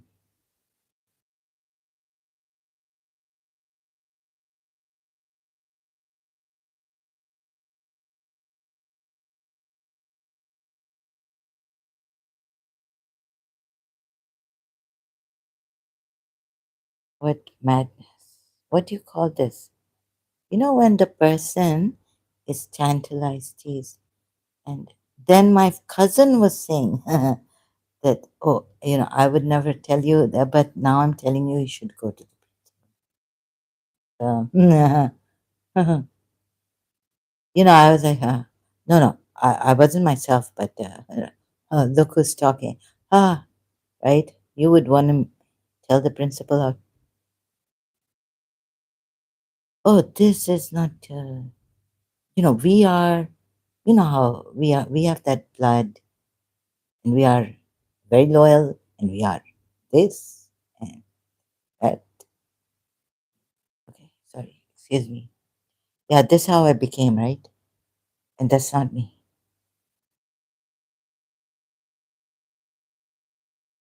But they, career women, stable.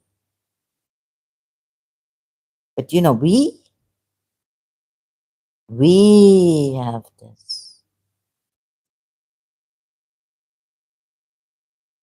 You know, हम लोग जब किसी को चाहते हैं तो दिल क्या चीज है, जान दे देते हैं। दिल क्या चीज है। हम्म, और हम लोग तो ऐसे पागल हैं, पागल के बच्चे हैं, क्या हैं, so excuse me.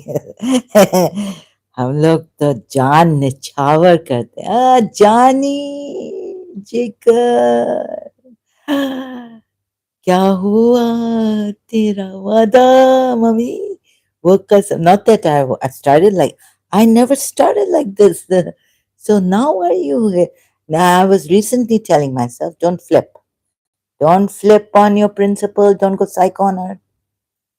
and then hurt yourself and go there on on the page you've made for her. So many groups also. How will I? How? Oh, and recently I was reminded, like I was saying, and the song came out right when I wasn't copying the song.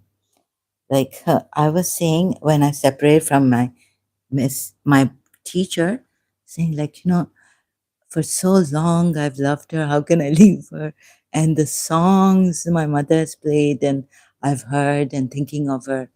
So every time that song, Tumse Mila Tha Pyar, which अच्छे नसीब थे. So I'd be in my room and I'd be crying inside. Um,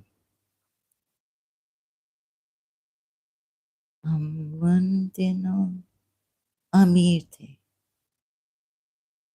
जब तुम. It's okay. No. Because here I don't know what jerks are. Like I shouldn't be singing. Because, no, no, don't burn my. Don't burn my new. Every time I buy this, I admire a new. Burn my bed sheet. The flame. Shola jo.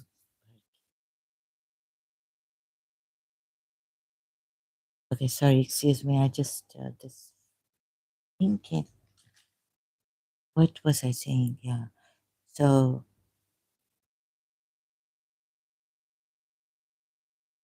so I haven't been able to talk like this and about this. You may be thinking what a dog I am. Uh, but remember, I've been through mad Shias.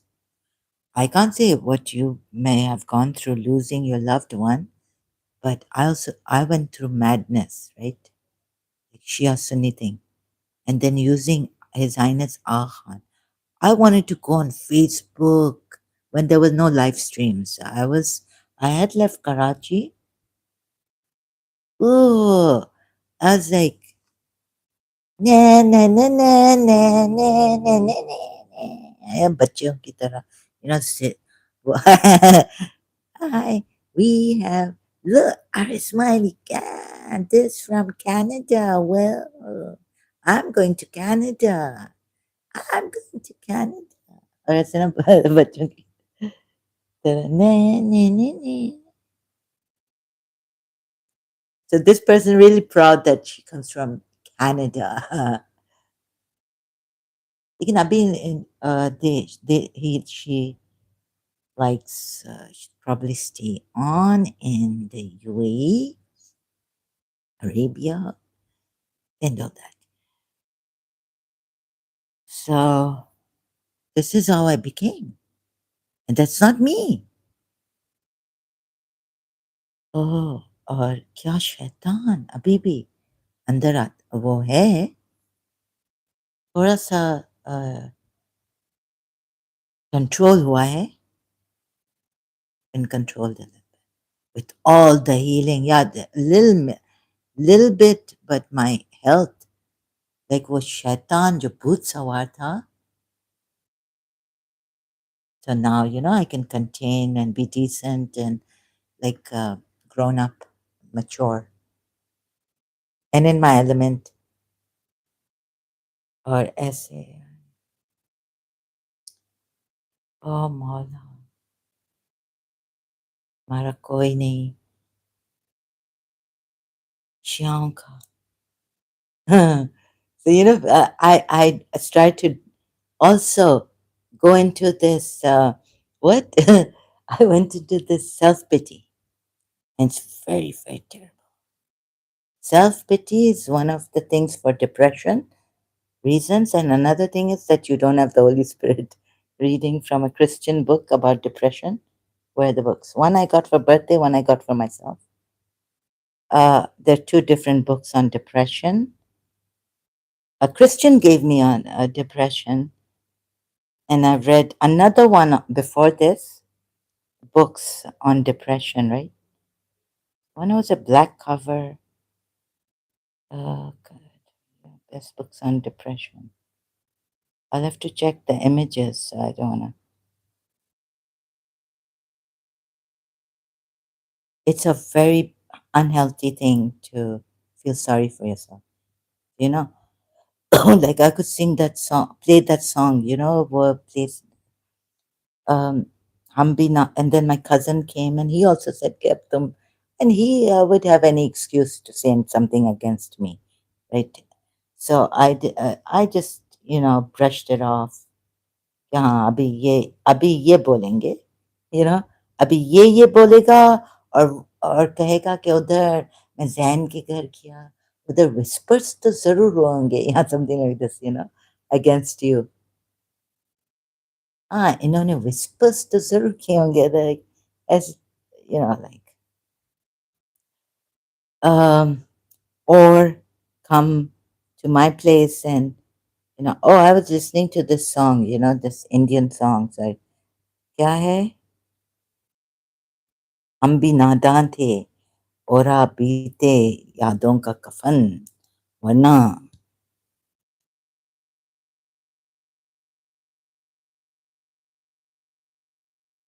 जीने के लिए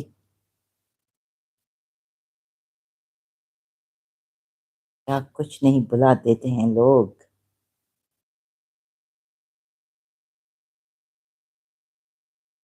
So now my cousin was like, oh, stop this self-pitying thing and all that.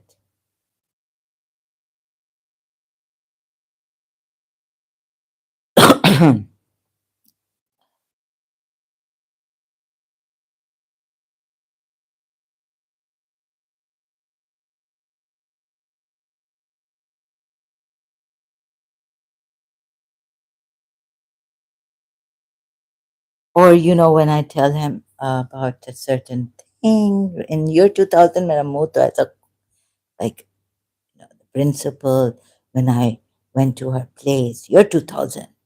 Abhi, not in year 2000. That was when I didn't even tell him.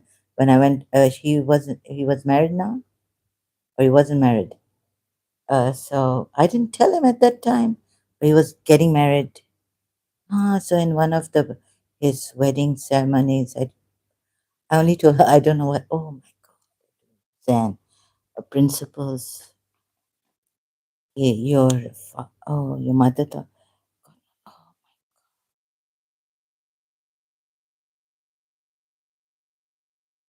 yeah, so, it, so it was when the principal husband.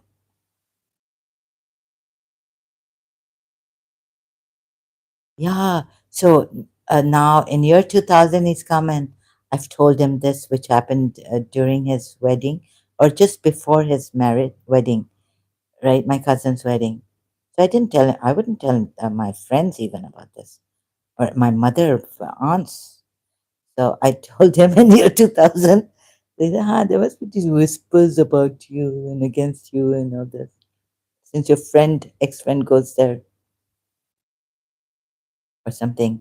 The whispers must have gone there or something like that. Yes, this. Oh, so, okay. So she asked, and in year 2000, I came across this ayat again. Okay, this time my ego was there, right? Oh no, the Sunnis have won. That's so terrible. I don't want to look at this ayat, but I had to look at it because I love truth more than it is against me. Okay, but no, I left it. You see, so Surah Ghafir, ayat 12. No. So you know what I did? I'm like, again, now the friend that didn't understand Shia Islam but was saying things against it and didn't have full knowledge of it, like how we read, how we interpret the Quran. And for interpretations, he's sending me to her, this Mamu and that Mamu, right? Who knows about this? Oh, her. Please, I have you should say, go to your, okay, you have a different interpretation of the Quran, not a different Quran. but a different interpretation of some ayats. It's okay, good. But she wanted an upper hand, I think.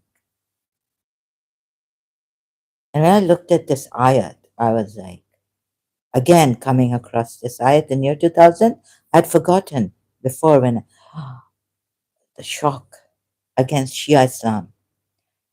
That is because when Allah was called upon alone, so now I say, oh my God, no, here, okay. But now I've done my research on Shia Islam, and I know that my tilt is towards Shia Islam, right? Not Sunni. You disbelieved. But if others were associated with them, you believed. So what did I do? No, you see, I didn't see the contradictions and all. So what I did was what I would have done, or leave it now, or go back to the no, but the intercession verses are there, right? So Surah Zukhruf ayat, and how I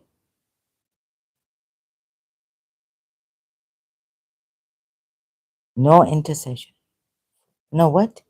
Those you call upon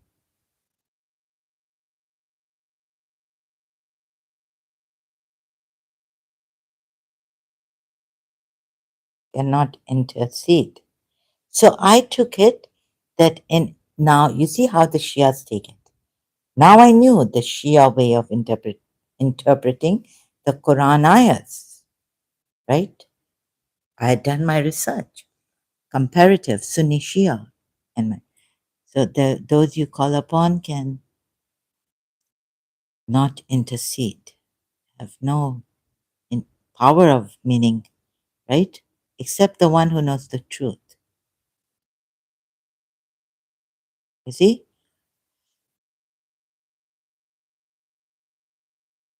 Oh, we're winning. We've won. Shias.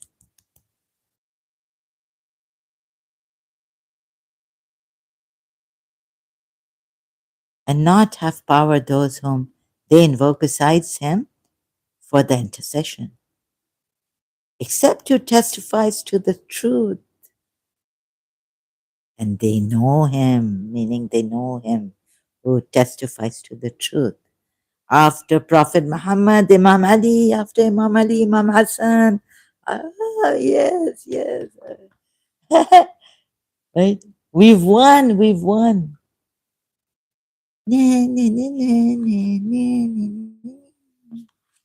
All the time against.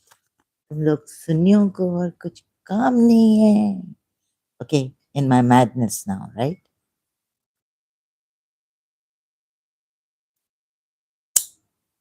This is how I became.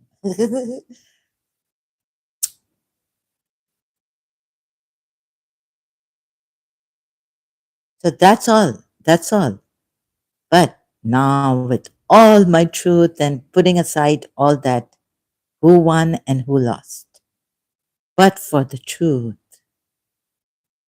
even though it hurt me greatly, still, right? So, Surah 40 at 12 with the Surah Zukhruf. So, of course, it's not fair to the polytheists, right? Surah Zukhruf at 86, those whom they invoke besides him have no power of intercession except those who are witness to the truth.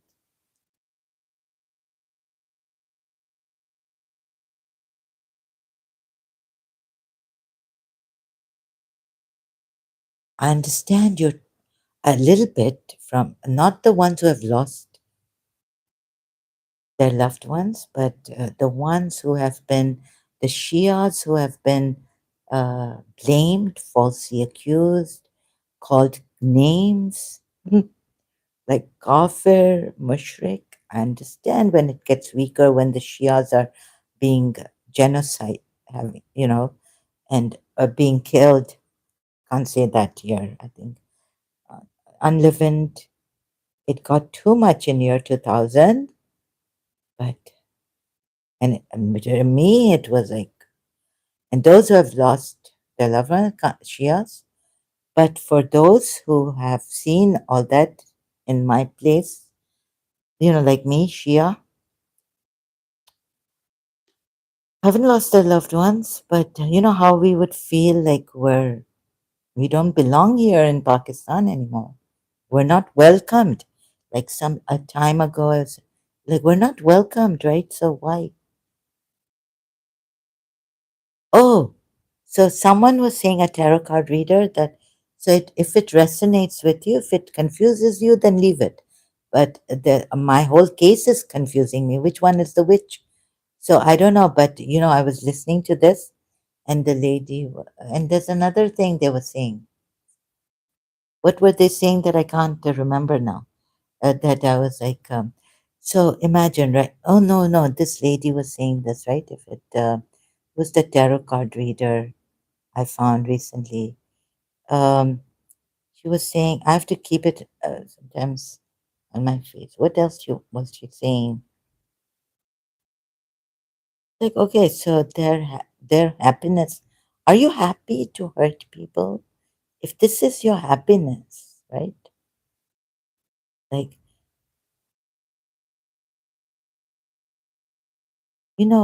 tarot card reader. Do you know? Have you heard of those who they want you to feel powerless? Yeah. So I all of a sudden started to feel powerless here too. But like I was like, what if they dupe you? What if they dupe the Empress? Like you haven't given your power away to them. But what if they deceive you, Bevakuf Banake, make you give your power away to them? Can they do that? Because this lady was saying it's your choice.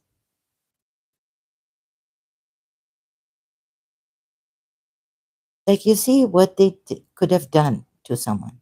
See, don't blame that person who has given the power away by saying you had the choice. Now you can make the choice, but how can we from our minds think? Even in our heart now, my heart was wrenched.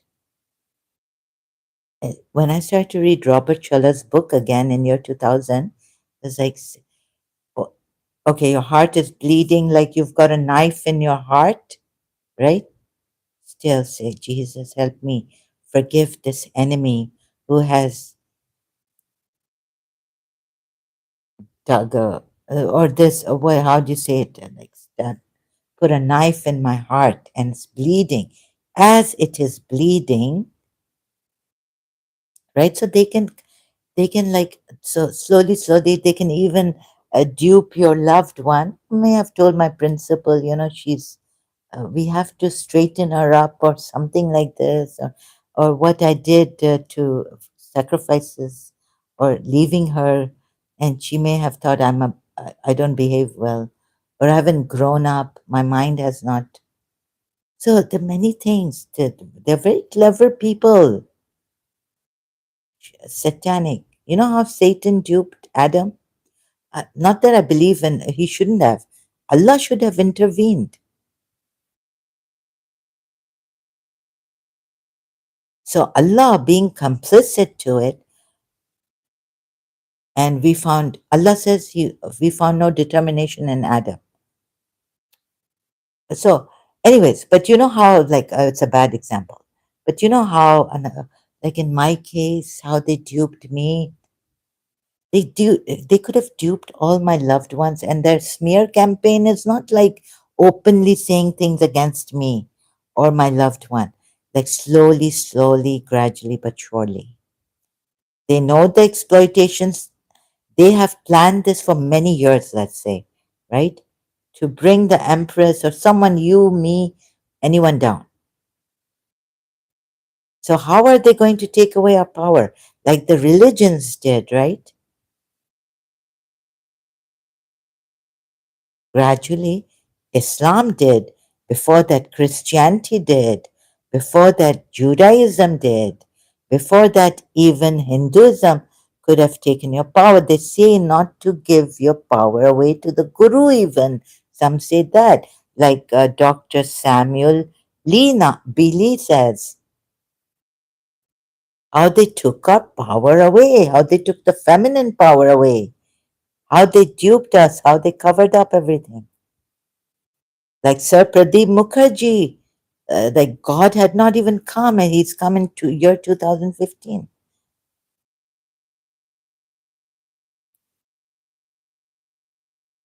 The true God, this is his son, according to Sir Pradeep Mukherjee, the creator, his son, who went against the will of God, the true God, the king, his son, created this human beings are suffering for a fact. There's no species that suffers more than the animals he was asked about said the animals don't suffer. Yes, they feel pain, but they don't suffer. The, you know, and Dr. Samuel Bealey also says, like, don't blame those who are compelled to do wrong things, because at that time everything was covered.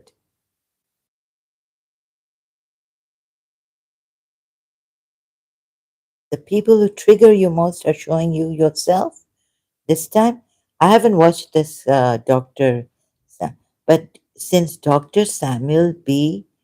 Lee says the ones who are compelled even into doing things that you should not blame them, yet he's come up with this video that I haven't watched this. Don't have the courage to. But here, the lady, the hidden realm tarot 1111 in this. You see, I was scared for the Empress because the way they slowly but surely duped me into giving my power away, I wouldn't even know it.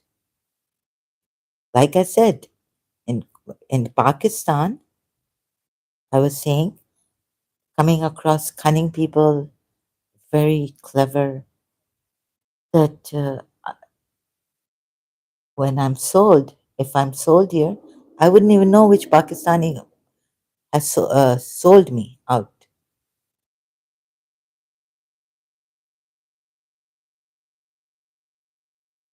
No, you don't have a choice at times.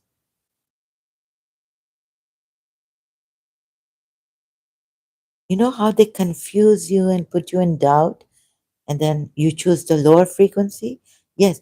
Do you really know? Maybe they're showing you this is the highest frequency, like Islam, Muslim, Shia, showing this the highest. This is the truth and the truth, nothing else, and it is on justice. So, what if these people are really great at showing lower frequencies to be the highest frequencies? And then you start doubting your own truth and your own frequency, which is highest. They can blindfold you through black magic, they can blindfold you without black magic, with words, influence you, and make you believe by showing you, look, if you take this road, this is heart's road, this is, you will either not, like the heart's way. Here, you will not be able to do business when it hurts so much. What the heart stops telling, and what did and the alchemist, the shepherd boy, had to go through in the end? But he got his dream, of course. And this lady also says, even then, it might take a long time now, but it's okay, right? But I cannot afford that delay anymore, right? I have to choose good and know which is the highest frequency. You see, in Christianity also, there are two lights. Lucifer is called light too. There's the fake light and there's the true light. You know, Lucifer is light too. In Anna, this is Mr. God, the book by Finn. Anna was two lights. Lucifer is Lucifer and light. And it's not the cities glitter and gold, right? Lucifer is light, light bringer.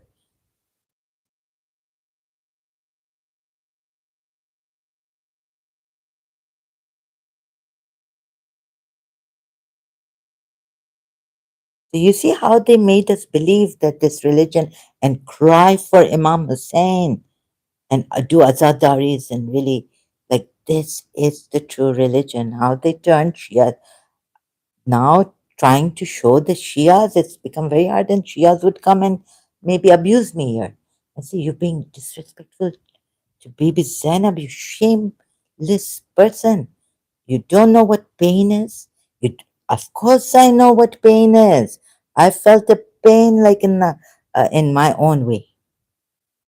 Just separating from my teacher whom I adored at the age of 15 and a half or 16. No, 15 and a half, right? For 5 years. Like, hello. So, Samuel, what, now there is the demiurge. So they made us believe in this, that this is the highest truth. This is the highest frequency through a false prophet, making it a true prophet, making him a true prophet, showing us. We couldn't see it. Do you think I didn't read the Quran when I was a Shia? Of course, I read the whole Quran. Demiurge. What's the demiurge? In the Platonic, yeah, this Neo-Pythagorean, Middle Platonic and Neoplatonic schools of philosophy, and the demiurge is an artisan-like figure. Artisan-like figure responsible for fashioning and maintaining the physical universe. Now, what do the Hindus say? Vishnu, maintaining the physical universe, the cosmic, all that. Vishnu does. Now, there's another one that says, no, these Vishnu and Shiva, they're all devils. They need to be tied. The reincarnation comes from them, right? That Japanese, what's his name? This is wrong. You should not be reincarnated again and again and think, and karma and all that. Oh, God. So you see? So even though this lady said, if you're confused, then this is not for me. No, no, this is for me, and this is even, think about it, yeah? All the Christians. Why didn't Mary Magdalene's book come in the canonical books? Why wasn't she chosen? So Dr. Samuel Lee also tells us the reason why she wasn't chosen. The women were put behind. Feminine. She was seen as a prostitute, and things changed. She organized religions are not true religions, and these are all man-made. We didn't see it. And we can't conceive now. Even though I've been to Sir Pradeep Mukherjee's many Zoom meetings, videos, but I still cannot fathom. There's no God who cares for us. I still call him, oh please, or sometimes in my weakness, such madness, such distress, meaning, the madness is very painful. And you can come here and call me psychopath without giving a second thought. It's not a crime. Alisha, ex-Muslim, Zalmi, and Temu, or anyone who's called me. And it's extremely painful, excruciatingly painful. Mental illness, mental health, illness, it's very painful. It hurts. And it can go on for more than cancer can go on. I wish I had cancer that I died in 2 years. Really. I told my therapist, psychiatrist here, who I went to for the report and all, After 3 years, you have to go again for the financial salary report. So I told her, she said, no, you stay here because you've told me and can't trust you anymore. I'm responsible. What if you try to unlive in yourself? I just told her that is this thing allowed? I'm very restless, in pain, a lot of chronic pain. I'm in mental distress. That's why one goes mad. Like the OCD and ADHD. You think this is a joke? So you may be crying for your loved one because they're in the hospital, have to go every time. And look at how you treat the mentally ill with no regard for the pain, like they're criminals, troublemakers.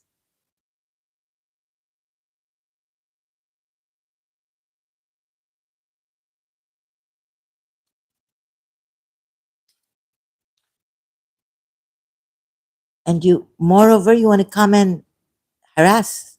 So you are even worse than us. You are the criminals. You are criminals. You should be in jail. If we should be in the mental asylum, Alicia ex Muslim and the likes of him, Zalmi and all, should be in jail. You know how much the taboo, so this also helped here. The taboo we have on mental illness. So there were a couple of Emiratis, women who got together and for mental health speak and be for us, like the taboo on mental health and how you bully and how you bully the mentally ill and what else do you do? You make fun of them. You tell them it's like a crime to be. We should be in the mental hospital. The way you say it, it's not like a doctor saying.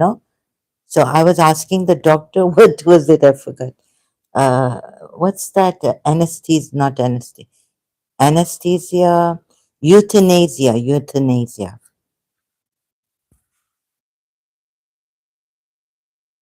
So a taboo in mental health, on mental health.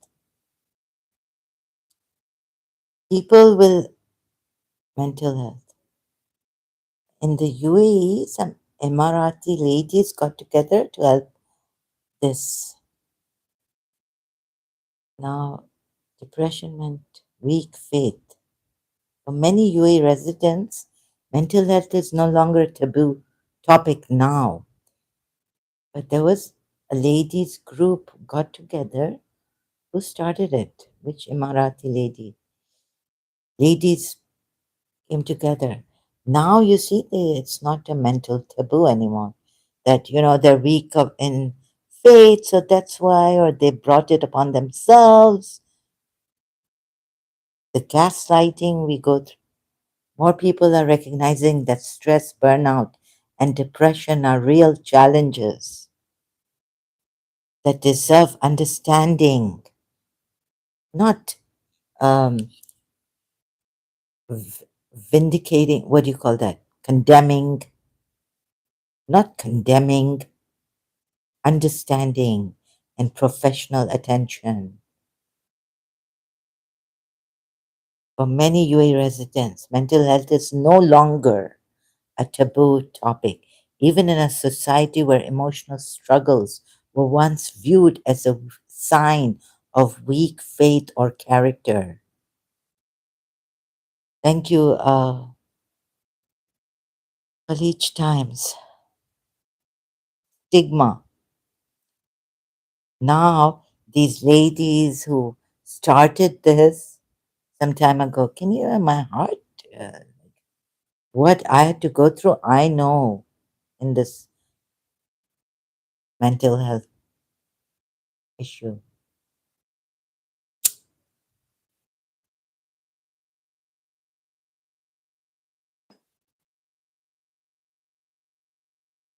And then if you have to see a doctor, good doctor you get.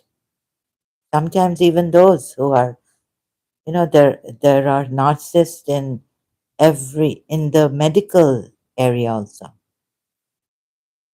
we're told. An increasing number of people are recognizing that stress, burnout, and depression are not spiritual failings, but real challenges that deserve understanding, care, and professional attention. It's not a crime calling us pagal ki. According to 2025 Cigna Healthcare International Health Study, which surveyed more than 11,800 people across 13 global markets, 27% of UAE residents now rank mental well being as their top personal priority, slightly ahead of physical health at 26%.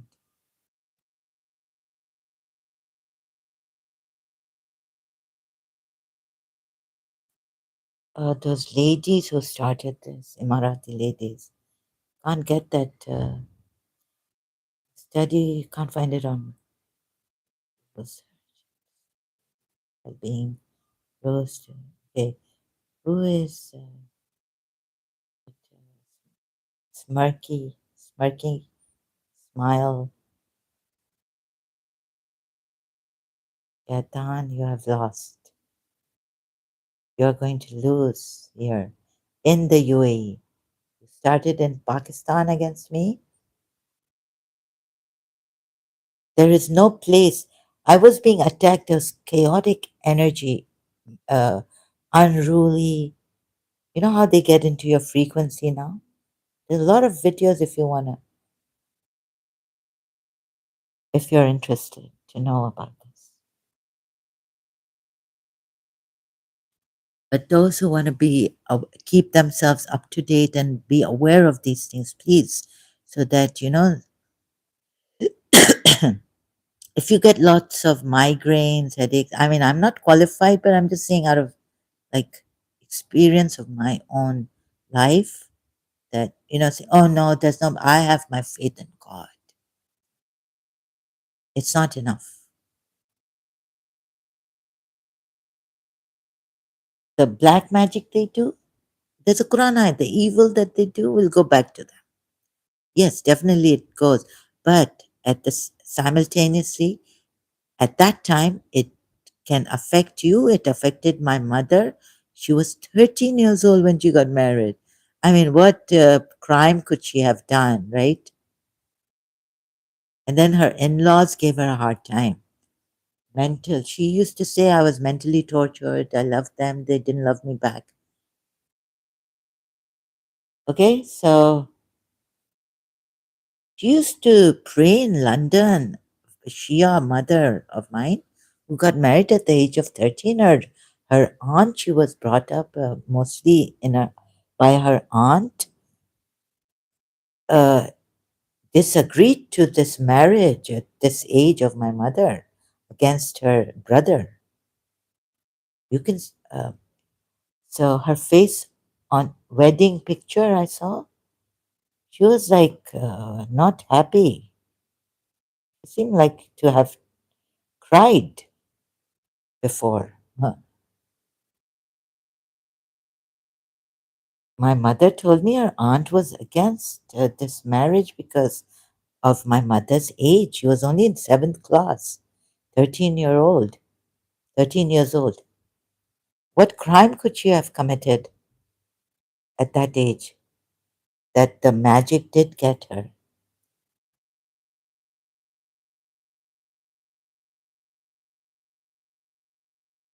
What crimes do little children do? You know, someone told my mother it's Nazar Nikalo, take her, because, oh, like since childhood. I never did this. But I knew the lady who used to come to my grandmother with the chali, uh, right? Nazar nikala, isko nazar lagi hai. And then later on, my worker female cleaner, knew how to take out nazar. And she used to say, in my, that's how I gained weight in Karachi American School. First, I came from London, I was so skinny. Then, she would, these Kachi ladies, they know so well, so much. So she would take a handful of salt and she would apply it on my body here in the middle, chest. And she would say, look, if I burp, it means there's a lot of nazar on you, evil eye. She burped and burped and burped. And slowly, slowly, she always did this to me until she left for she came to Dubai and worked for my mother's other aunt. Oh, so she knew all these things. She knew how to take tonsils out without surgery. She knew how to take the red blood, your eye. If my cousin's eye had this red blood dot on this spot on in his eye, white. She just said, took him. She said, let me in the sink, look down, and he just saw that blood fall off his eye, white of eye. He had a black spot, a red spot, blood in his eye. You know that. She told me I can take your tonsils out, but she checked my tonsils. It's like I'm getting throat infections and very bad. In Singapore, when we were there. She said, I can take your tonsils out, but they're not, they're raw right now. They're not pakawa. Why? Like, means you don't have tonsillitis problem. So that sore throat was, or infection was not due to tonsillitis problem. So after taking my evil eye, I started to gain weight and started to, you know, although in third grade, I remember I had some, those worms in the stomach that come out, but still, I didn't gain weight until she did this and she would burp. She'd say, you have lots of nazar on you, evil eye.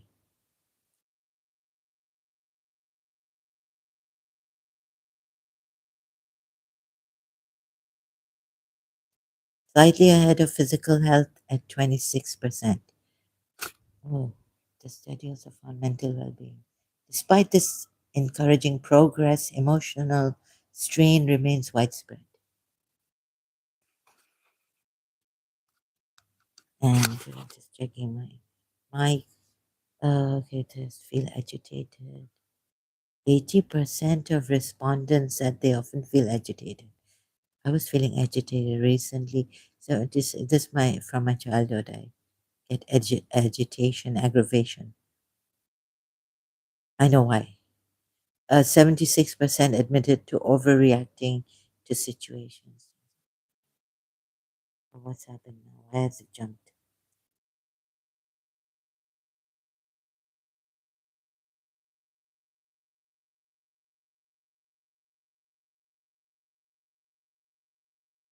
Oh, here. See, there's a story. In my sessions, I encounter the belief that struggling emotionally reflects a weakness in faith or character. Many clients tell me they've been advised to just have faith or pray more, but without emotional support and a safe space to process pain, that advice often becomes counterproductive, said Girish A. Hemnani, a Dubai based life coach and energy. Oh my goodness. It leads to all what I call spiritual bypassing, where faith is used to avoid feeling rather than to deepen understanding. I've met people who, despite being deeply spiritual, confess to feeling a declining faith in faith. He added, noting that faith is not meant to be forced, it's meant to be felt. Very good. Oh my goodness. Good. Great progress. for humanity has taken place. Thank God. So happy to see this. I'm so relieved. We can only feel faith when the heart is open. That openness comes from authenticity and boundaries, from giving ourselves permission to acknowledge pain, not suppress it. Not like go on a ice cream happiness, like Paramahamsa Vishwananda has uploaded a video which has this thumbnail on his thumbnail, ice cream happiness. Let's talk about happy things. Don't worry, be happy. Unresolved emotions block spiritual connection, even. Processed emotions create space for it, they say.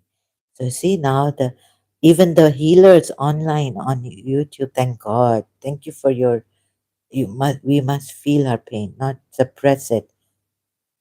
So, when we clear our inner clutter, we don't lose faith, we actually rediscover it. A shift towards mental health awareness. Thank God. Dr. Shaju George, specialist psychiatrist at International Modern Hospital, Dubai, explained that historically people in the UAE have focused more on physical health. The focus was on diet, fitness, chronic disease prevention, while mental health was often overlooked. This was due to social stigma, lack of awareness, and limited mental health infrastructure. However, in recent years, thank God, there's been a clear positive shift. Campaigns by the Ministry of Health and Prevention and major hospitals have helped normalize discussions around depression, anxiety, and stress management. Dr. George emphasized culturally sensitive approaches. Men, in particular, may suppress their emotions due to social expectations of strength. Collaborating with religious and community leaders shows that seeking help aligns with faith, not against it. Integrating mental health into primary care and workplace wellness programs and offering bilingual, affordable, confidential services encourages early intervention. Mental health care gains legitimacy. As more UAE residents challenge the old belief, thank God, that depression means weak faith, or that, oh God, you're going to fall into this. Oh, you're doing this self pitying a lot. Or maybe you don't have the Holy Spirit with you, like the Christians would say. Oh, now she's wallowing in her self self pity. Mental health care is gaining legitimacy. Depression means weak faith. That's an old belief. Please don't do this to others, saying these kind of things. The once wide gap between emotional well being. Yeah, I think I also said that, oh, yeah, I read this book on depression that too much. So when to see now, I also have to correct myself. Self pity. So how to process this pain and not, oh, it's me. We have to be hard on you because what did someone say? Ravi Rao, a 41-year-old Indian expat in Dubai's finance sector, said, we used to think stress was just part of the job, something you pushed through quietly. But I've seen friends burn out these days. Stewardess, my friend, her in British Airways, when she was working for British Airways, her head told her, you're going to burn out soon by working like this. So take it easy. Burnout. It was many years ago, 1980. When did she tell me? Before 1986. But I've seen friends burn out. Therapy. So these days I take mental breaks seriously. Therapy, meditation, prayer, even simple breathing exercises. It's not weakness, it's smart self care. And yeah, I also should stop saying this with the book I've read, or, that, or I've known about this, I think since then I was like, oh, so this self pity and ungrateful, or maybe self pity, I blamed it on self pity a lot on someone, right? I didn't tell this person, but seeing her behavior, I thought it was due to self pity. Similarly, no, but I could be wrong, definitely, or maybe definitely wrong. 31-year-old Egyptian resident Aisha Hassan reflected, a few years ago, I focused only on staying fit and eating well. Now I realize that without calmness inside, nothing feels right outside. I've started journalizing and even attending mindfulness session at work. It's made such a difference. Nandini Sarkar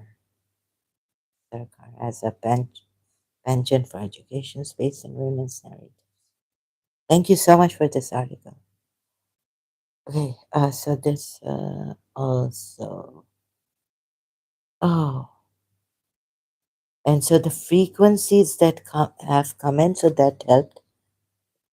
Which, the,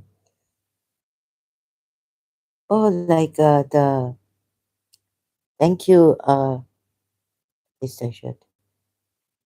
This, yeah, so someone else's frequencies trying to come into Muji Baba's space of pure awareness, right? Thank you, grandmother Maitreya with Tiffany Lynn.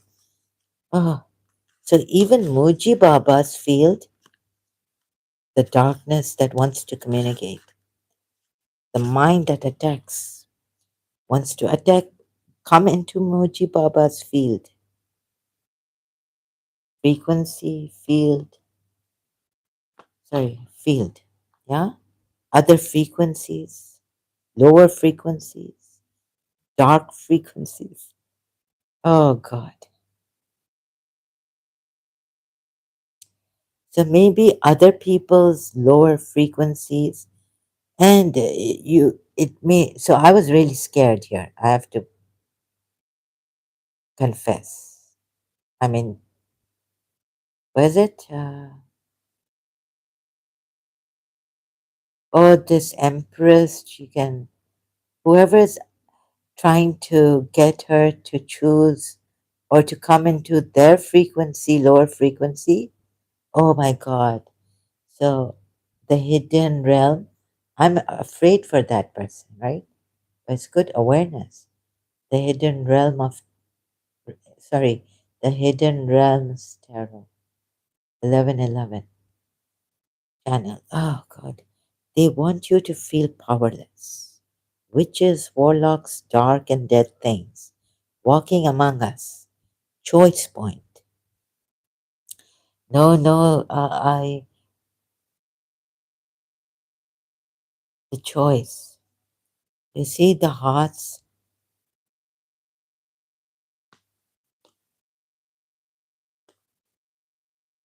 Oh, and do not collaborate. So who can we trust here? Like, what if all the people around us want us to be like them, right? And we are dependent on them. Some are financially, some are in other ways. No one can, very few people can stand alone like Jiddu Krishnamurti did. Ah, but where did he get all that money from to travel and So some organizations must have donated and helped you to Krishnamurti, right? He wasn't working in any bank or anything. I often wondered.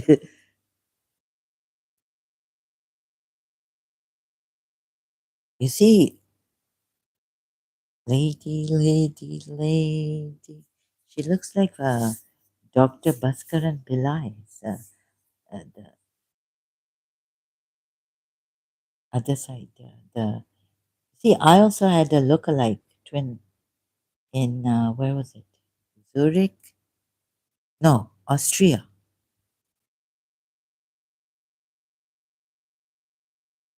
Oh my God, so much like Dr. Pillai.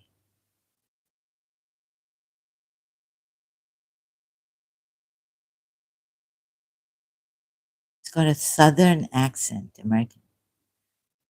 This lady is from America.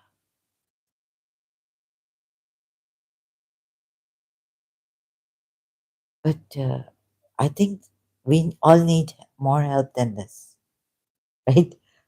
I'm scared.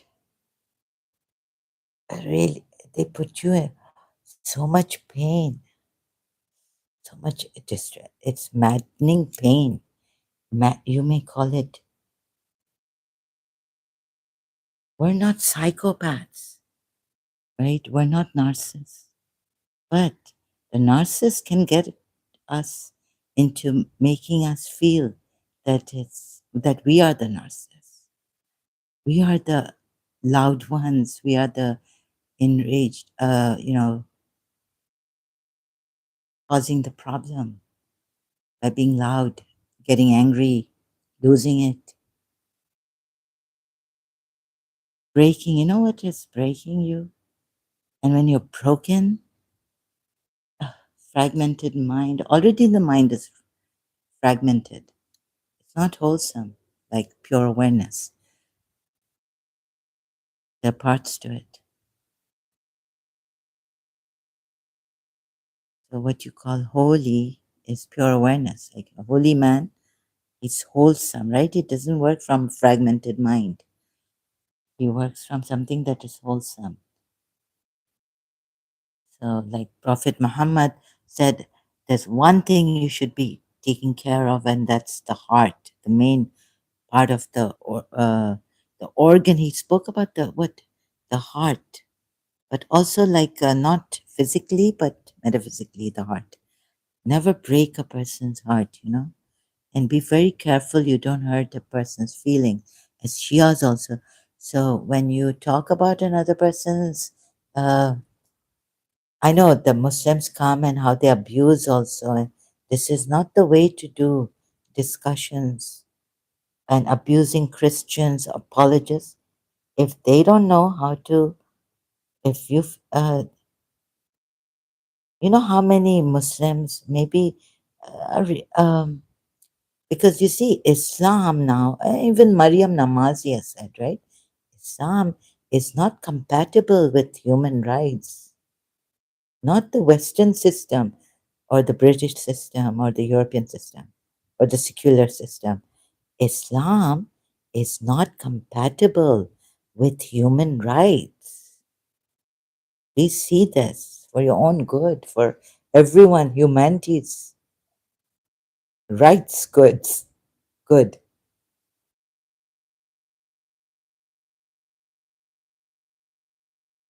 So the what was I searching? See this, please.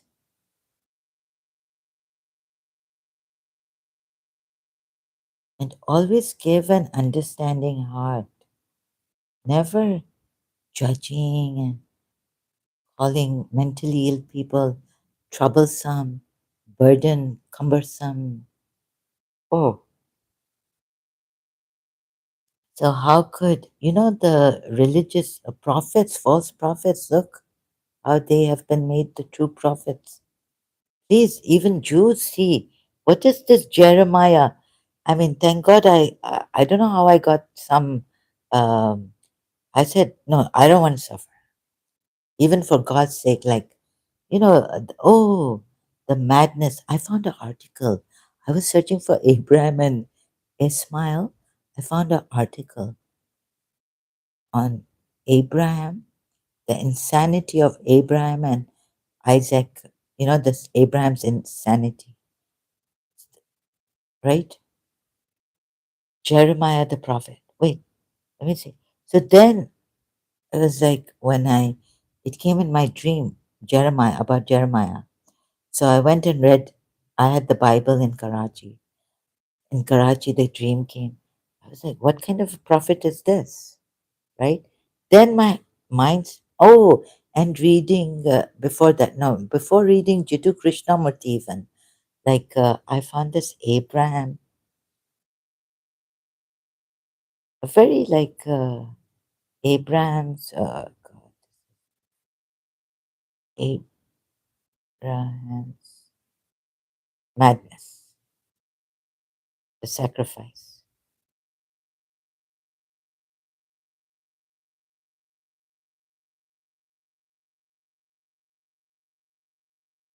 Okay, so God is testing him. Let's say I was thinking that because he has to be a leader, imam, but in the Quran, I found that God doesn't test all the imams he makes, like he tested Abraham and made him an imam.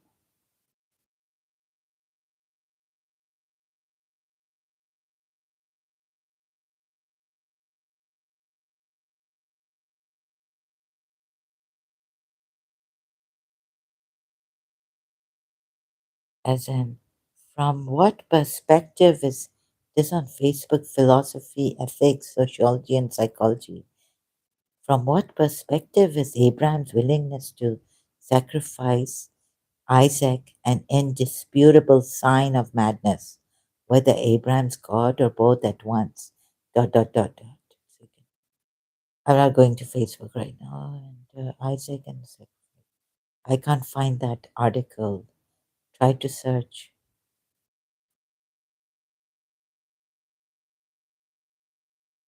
suffering.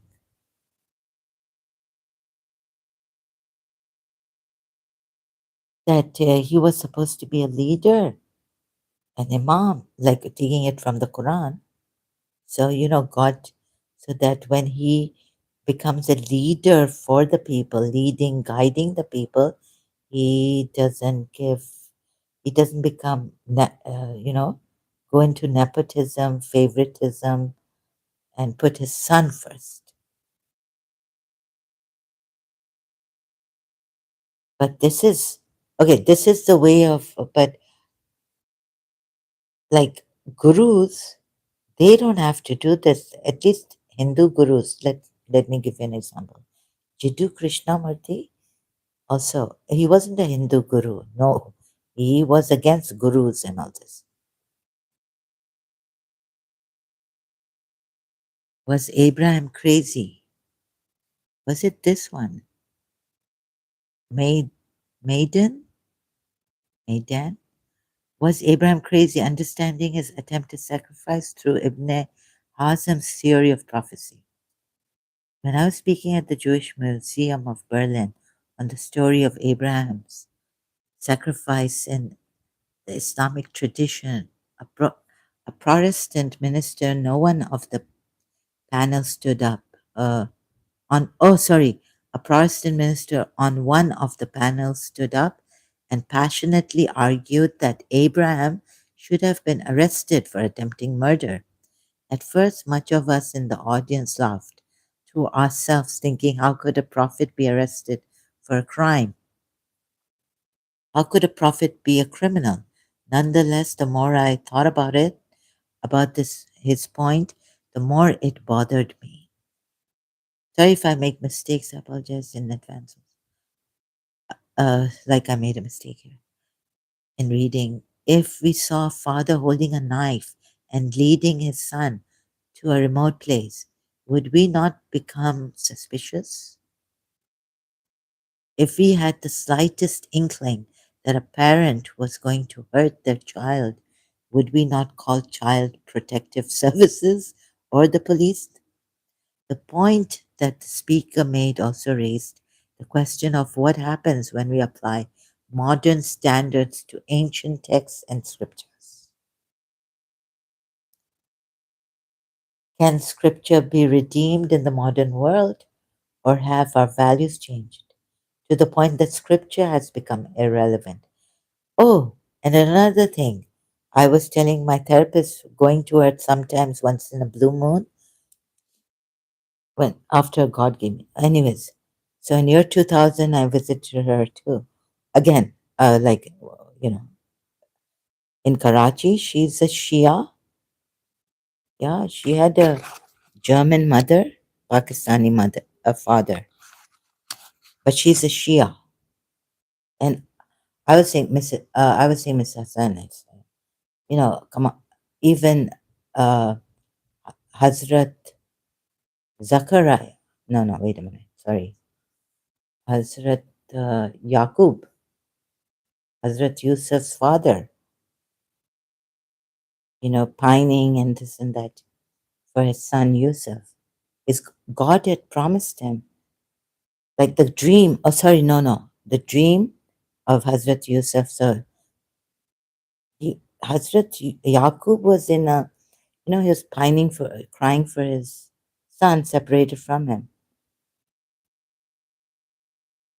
She said that if Hazrat Yaqub was alive, he would need therapy. Yes. I was like, no, no, Mrs. No, no. I can't believe it. You're a Shia and you're saying this?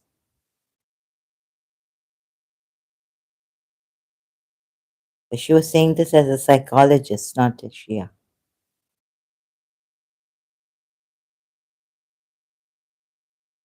But then, as a Shia, I can't come to a psychologist like you.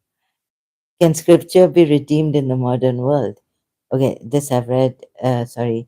Do the famous stories of the Bible and the Quran still have currency, meaning, and applicability?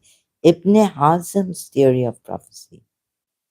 The speaker's point stayed in the back of my mind for several years and only resurfaced when I began to read the medieval jurist and theologian Ibn Hazm's writings on prophecy. In his book describing various sects and schisms, Kitab al-Fis al-Fi'al Milal wa al-Ahwa wa al-Nihal, Ibn Hazm devotes a chapter to female prophecy. And this goes on. So you can read this. Shall I? Okay, I'm not going to. Maybe you don't want to. Maybe you can read it. I'm not going to read the whole thing. This is a very, very long one. Let's see if I can read the main parts coming here. I'm going to post this here in the live chat, yeah? If you're interested,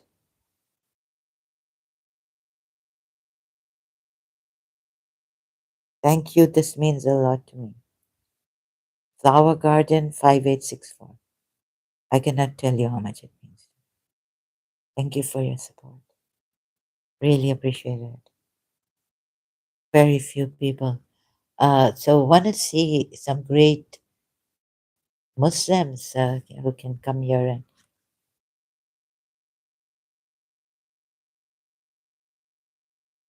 we can have a discussion, civilized. And if we cannot, even civilized, but if I find you like stretching too much like that person, then he told me a long time ago he had come from Africa. He was here.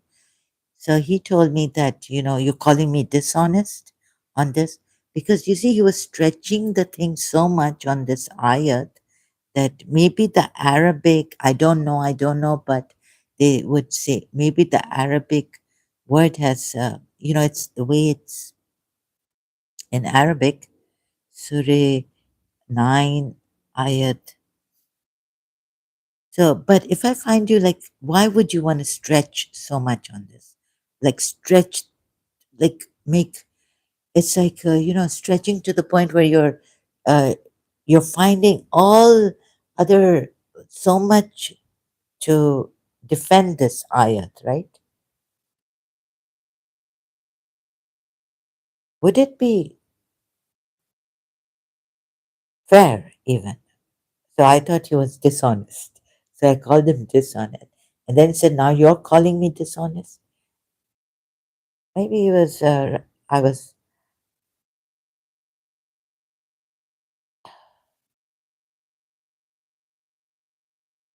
so yeah, maybe I was wrong. He wasn't being dishonest, but they have taken this. But, he was saying maybe the Arabic is such that God had to put it like this for Masih ibn Maryam to not be here with the monks and scholars. And so there are commas here, and Rob Christian can be wrong, and you can be wrong in saying that Masih ibn Maryam should be taken as with Allah as Lord. So, sorry, I detected some, and the only way I can explain it that he was, he was stretching, taking it too far or something. I don't know. So I felt he was dishonest, like he wasn't being true to himself. Also, defending this, going too far. Like in also Shias also have done this, I think, in Surah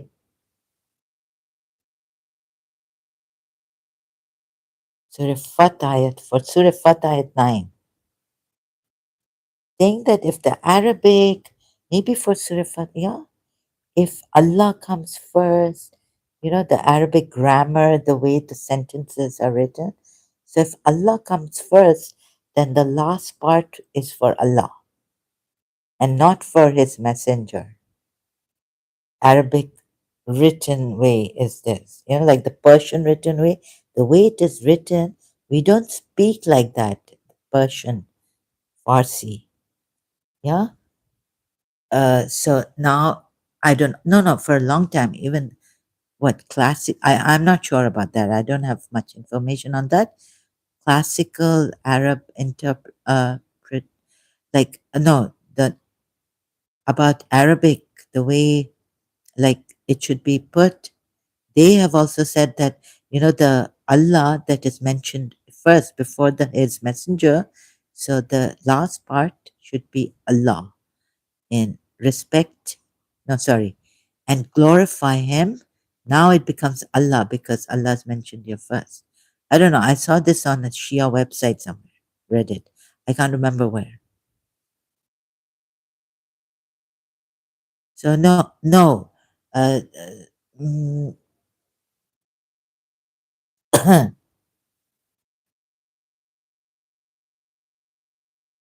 so if you stretch it like this, right, I'll have to see if I get, if I detect dishonesty in you or not. And you might stretch it and you might be honest. And I might just say that, aren't you like defending Islam, uh, going out of your way or changing the Arabic? But even to those classic ones, right? I would say, aren't you going too far in that?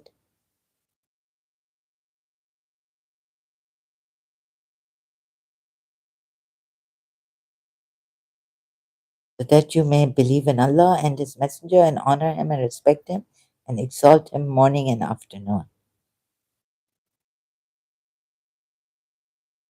Shouldn't it all be for His Messenger? In the beginning, I said this, but when I came across Surah, I said, "Oh, a lot of garbar, a lot of mess up has been done on these ayahs, right?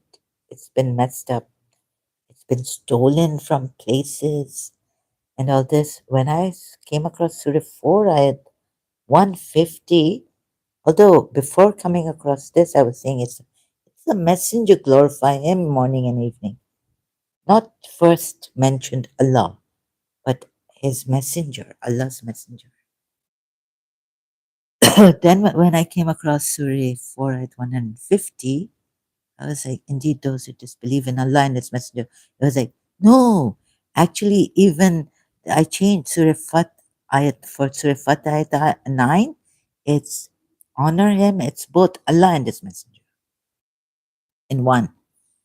Honor Him, respect Him, Allah and His Messenger. Him.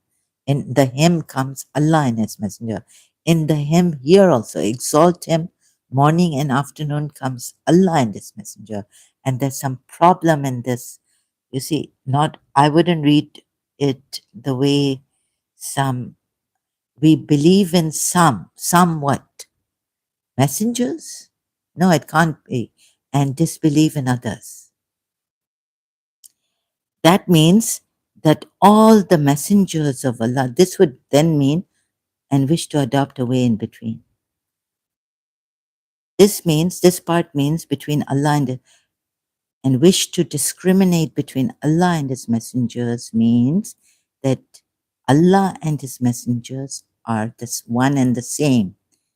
So don't make a difference between any of His messengers, or there be any between Allah and any of His messengers, between Allah and any of His messengers. So Allah and His messengers are the same, one and the same. And say we believe in some and disbelieve in others, or wish to adopt a way in between. You get it? See, when Allah wants to say, don't distinct, don't make a difference, don't make a distinction, don't make a distinction between Allah and the messenger. No, between his Allah's messengers. He says it in this ayat, Allah's or his messengers. There's another ayat, right? So I had to make these changes for Surah Fat. Even then, not the Shias, not the Arabic way of writing is right. To say it like that about Surah Fat ayat 9. We make no distinction between any of his messengers. Surah Baqarah 285. And they say, we hear and we obey. Not we make no distinction between Allah and any of his messengers. Right? So when Allah wants to say, make no distinction between Allah and between his messengers, he says it here. So he puts it. But there it means make no distinction between Allah also and his messengers. This would mean Allah and his messengers are the one and the same. So you miss that, you miss that. You compromise, you overlook because bias against polytheists, right? There are many, many. And no one is similar to Allah. Right? In his attributes, Surah Ikhlas, Aka Medipuya's tafsir, Shia exegetes tafsir. Not even his attributes should we give to others or make it similar to him, his, giving it to others, right? No, sorry, make his attribute, giving his attributes to others. Or what? Meaning, let me go there. So then it means now Surah Fatah ayat 9 should be taken as, thanks to Rob Christian, but should be taken as Allah and His Messenger. Respect Him in singular form, like in Surah Maida ayat 55. Your waliyakum is Allah and His Messenger and those who believe. And waliyakum is in singular form, not plural. So on the same level as Allah, His Messenger and the believers who you should take as wali should be taken on the same level as Allah, even though Allah is mentioned first. And so, where was I going? Multilingual Quran to Surah Ikhlas again. I just like to show you again and again at times. See, maybe I make a mistake, my English. Surah Ikhlas ayat 112.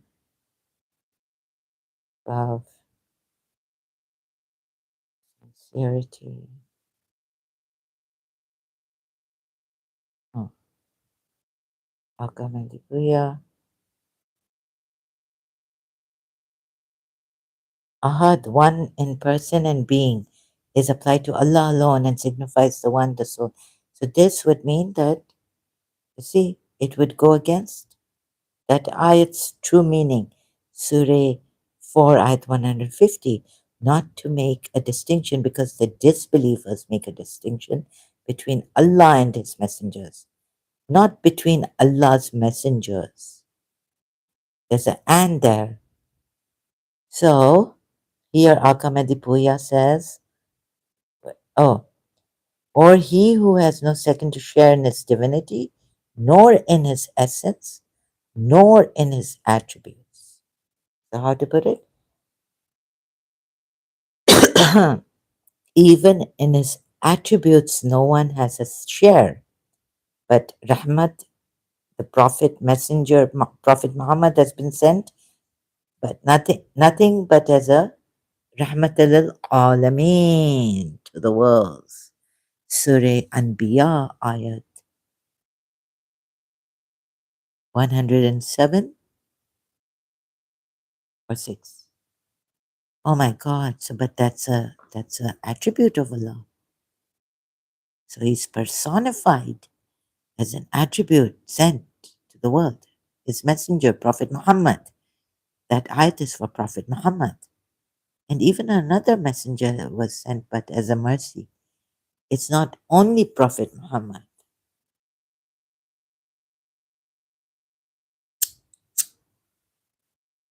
Hazrat Musa or someone else.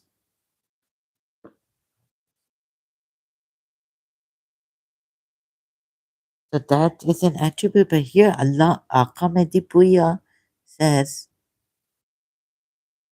Puya commentary, nor in his attributes. So he who has no second to share in his attributes, even, right? Not only in his divinity or in his essence, but also in his Allah's attributes. How come he's given a share to the Prophet in his attribute? Huh? Here also. See. Oh goodness. Surah Anbiya 21. Okay, I better go now. It's 12 o'clock. 107. 106. 107. Excuse me. Oh my God. Cold. I have to take another herbal head cold. We have sent you forth as nothing but mercy. What is rahmatan?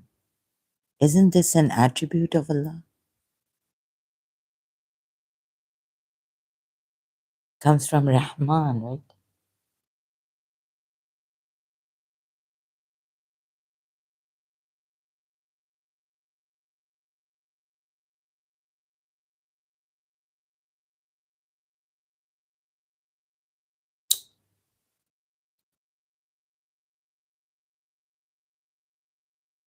So yeah, this. So see how the Shias also could not see because they didn't do this kind of, they compromised or they just, against the polytheists, yeah. Idol worshippers. Here also, where is it? Where did I see that brackets for? Idol worshipper, idol worshipper. Oh no, I don't know where it's. Some time ago, Surah Zukhruf.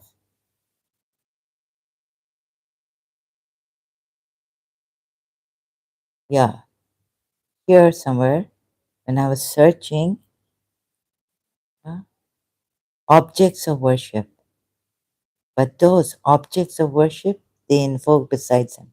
Objects of worship should maybe idols, not human beings. So this is how the Shias take polytheism, only in a very narrow sense. But Quran gives a wider sense, and they didn't see it.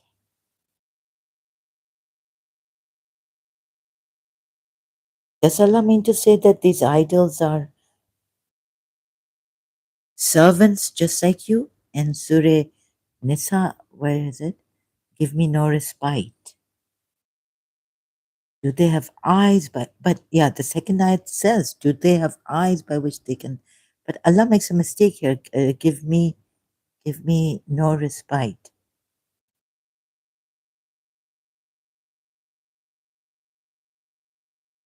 Quran ayat. I hope I get no. Surah 7, sorry. Surah 7. Surah Araf, ayat 195, right? These are not. Okay, here it says, do they have feet by which they walk? If call your partners, then conspire against me. So these are idols. But look at this. Surah 7, ayat, the ayat before this, 174. Indeed, those you, polytheists, call upon besides Allah are servants like you,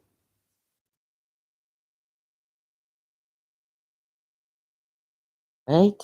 They're servants like you. Are these idols servants like you? Allah should say, these are idols. They're not servants like you. Oh, the idols are servants like you.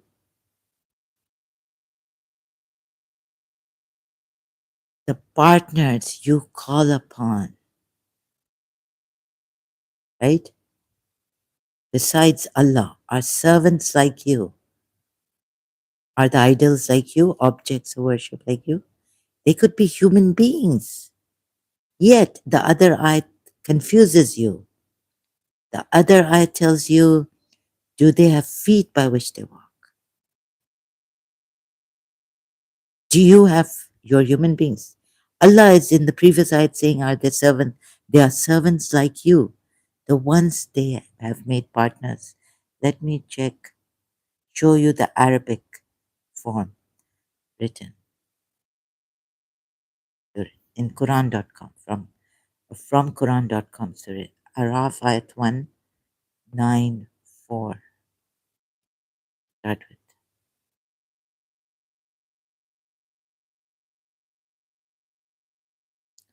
Indeed, those whom you call from besides Allah, I know it's besides Allah, Minduni, slaves, ibad, right? Like you. So invoke them and let them respond to you if you are truthful.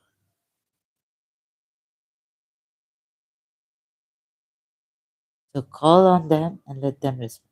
So you see what Allah has done here? Mistake the next ayat, because in the next, so now are you Shias going to take these they call upon as idols? Because Allah here says they're servants like you. Then in the next ayat, regardless, but Allah has made a mistake then, right? Here he's saying they're servants like you, human beings, for God's sake, you believers, not objects of worship, idols, not idols. You can be objects of worship, right? But you, those objects as objects, no, objects of worship. So that way Shias were deceived. And in such a way, and then Imam Hussein comes, and there's no parallel. Even Mahatma Gandhi has said,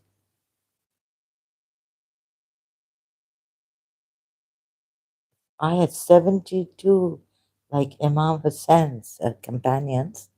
I would win freedom for India in 48 hours.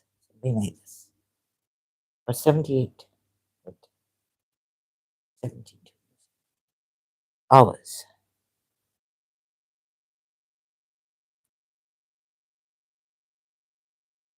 So please let this sink into you, and whatever I didn't lose a loved one, a husband in Pakistan, right? In the hatred for the Shias, and but oh, how it hurt me. Ah, how that friends thing hurt me later on, right? And my doctor even said, the therapist,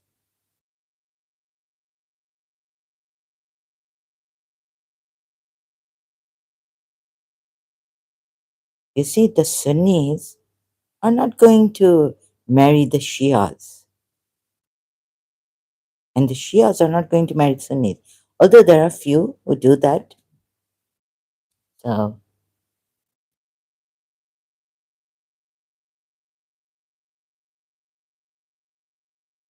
where was God telling me what?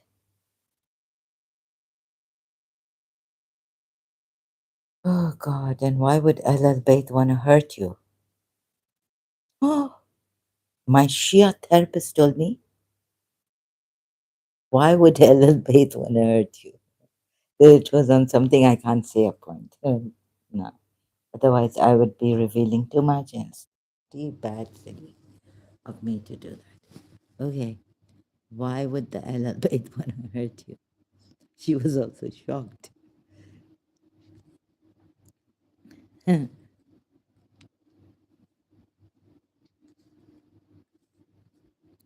Say, call your God partners.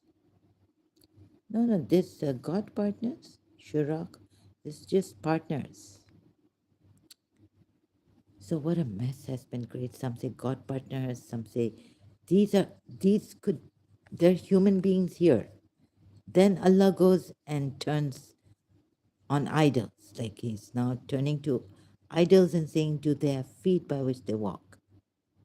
Oh, so you mean to say, God, that these idols are like human beings who are God's ibadatis or fellow humans? Okay, this is not fellow human, right? This is not in Arabic. Now I'll have to check humans.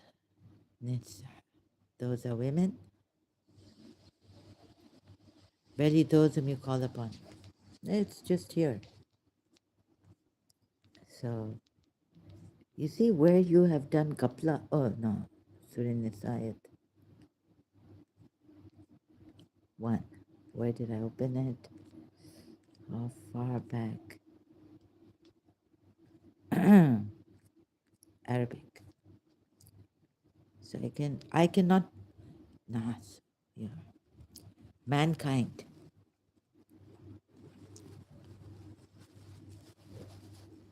Oh, so the idols that worship mankind, like you, servants like you, of Allah. That's what Allah has called them in Surah Araf. Excuse me, ayat. Okay? See this? Oh, servants like unto you. Call upon them. Servants like you. Not unto you, like you. Creatures like you. Creatures like you? You are creatures. Servants, i.e., creations like you. Yeah, that's better, Sahih International. You see the kapla, and that that has made Shias read, and Imams have given them interpretations, and they're all M's. And sorry to put it to Ismailis also, right? So now, as an ex-Shia, I can be like this, Ismailis, but as a Shia, I would not have been like this with you. Bori Shias. What a mistake we made. So we can be deceived like this. To what extent? And this lady is saying, you have a choice. That's, did we really have a choice? Could we, even if we had a choice, our choice would be blinded, right? We would, our thing, what would be blinded, that we would not be able to abducted or we're so deceived that and put in doubt that we take a falsehood to be truth in this way, the way brainwashed, put in doubt, fear, what not, or even not fear, let's say, just take out the, but fear comes in this, because when I wanted to, I had some doubt and I was thinking of, what if I leave this religion? Then I said, but Zahra, what if after death you find out that this Allah is the true Allah, the Shia Allah, Muslim, Islam, the Allah of Islam is true, huh? Better stick to, be safe, be on the safe side. But now I've done a thorough research. Thank God all that was, and I'm not rendered powerless by this cult, by this, sorry to put it this way, but Islam is a cultish religion also. False religion, not only a false religion, right? For us Shias, Allah, Prophet Muhammad is the Noor of Allah and Ahlul Bayt. And for the Panjatan Pak, he's made the whole world out of love for Hadith Qissa. It's a cultish religion for us, Shias also.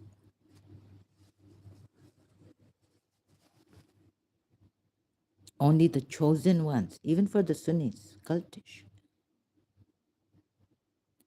isn't it? The chosen ones are only the prophets, right? Not you and I. We are, and and Suleiman, Dawood and Suleiman were favored above some of the believers even. Cultish religion. Cult.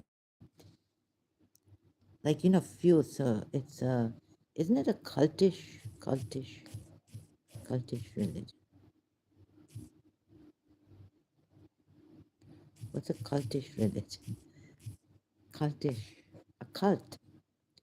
Cults are social groups which have unusual and often extreme religious, spiritual, or philosophical beliefs and rituals, and but their leader, like the cult leader, is chosen, the chosen one, right?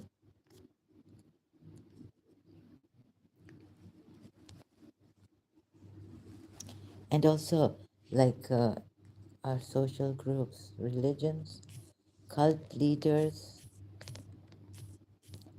There's only one cult leader that you have to subjugate to with all your cult leader.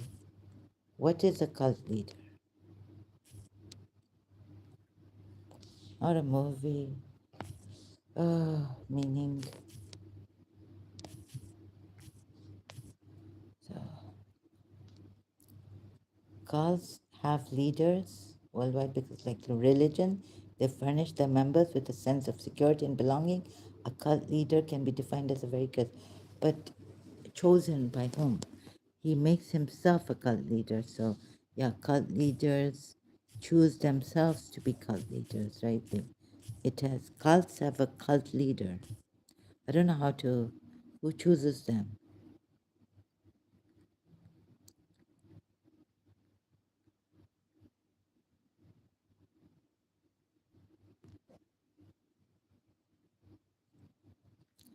Okay, you know what I mean? So I can't find it. Search like this. Cult leaders, chosen ones, right? There's a, every cult has a leader, right? So, or not?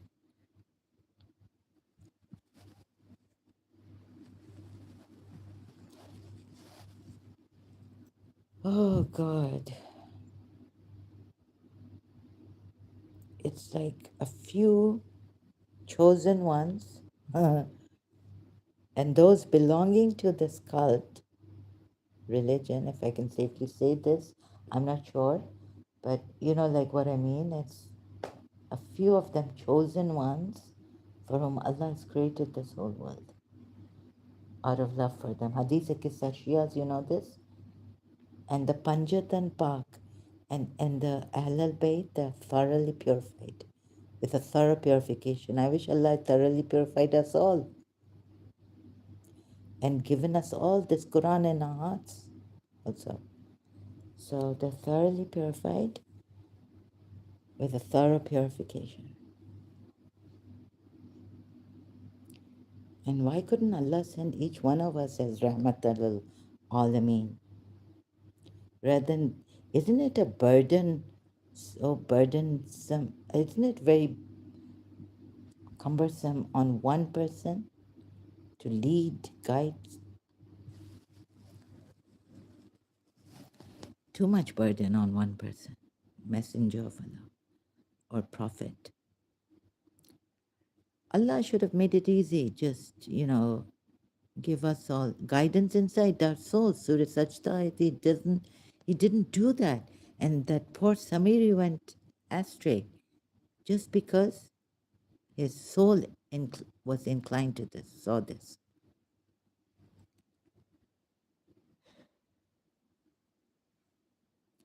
So you get it, Shias. Let it sink into you. We've messed. So we could be deceived to such a length, to such an extent. And this lady doesn't understand how Hinduism, gurus, avatars, who knows? If you listen to Samuel Bealey, he'll say there's no religion. Like, oh, sorry, even the Hindus are wrong, right? Their gods are wrong, false. Dr. Samuel.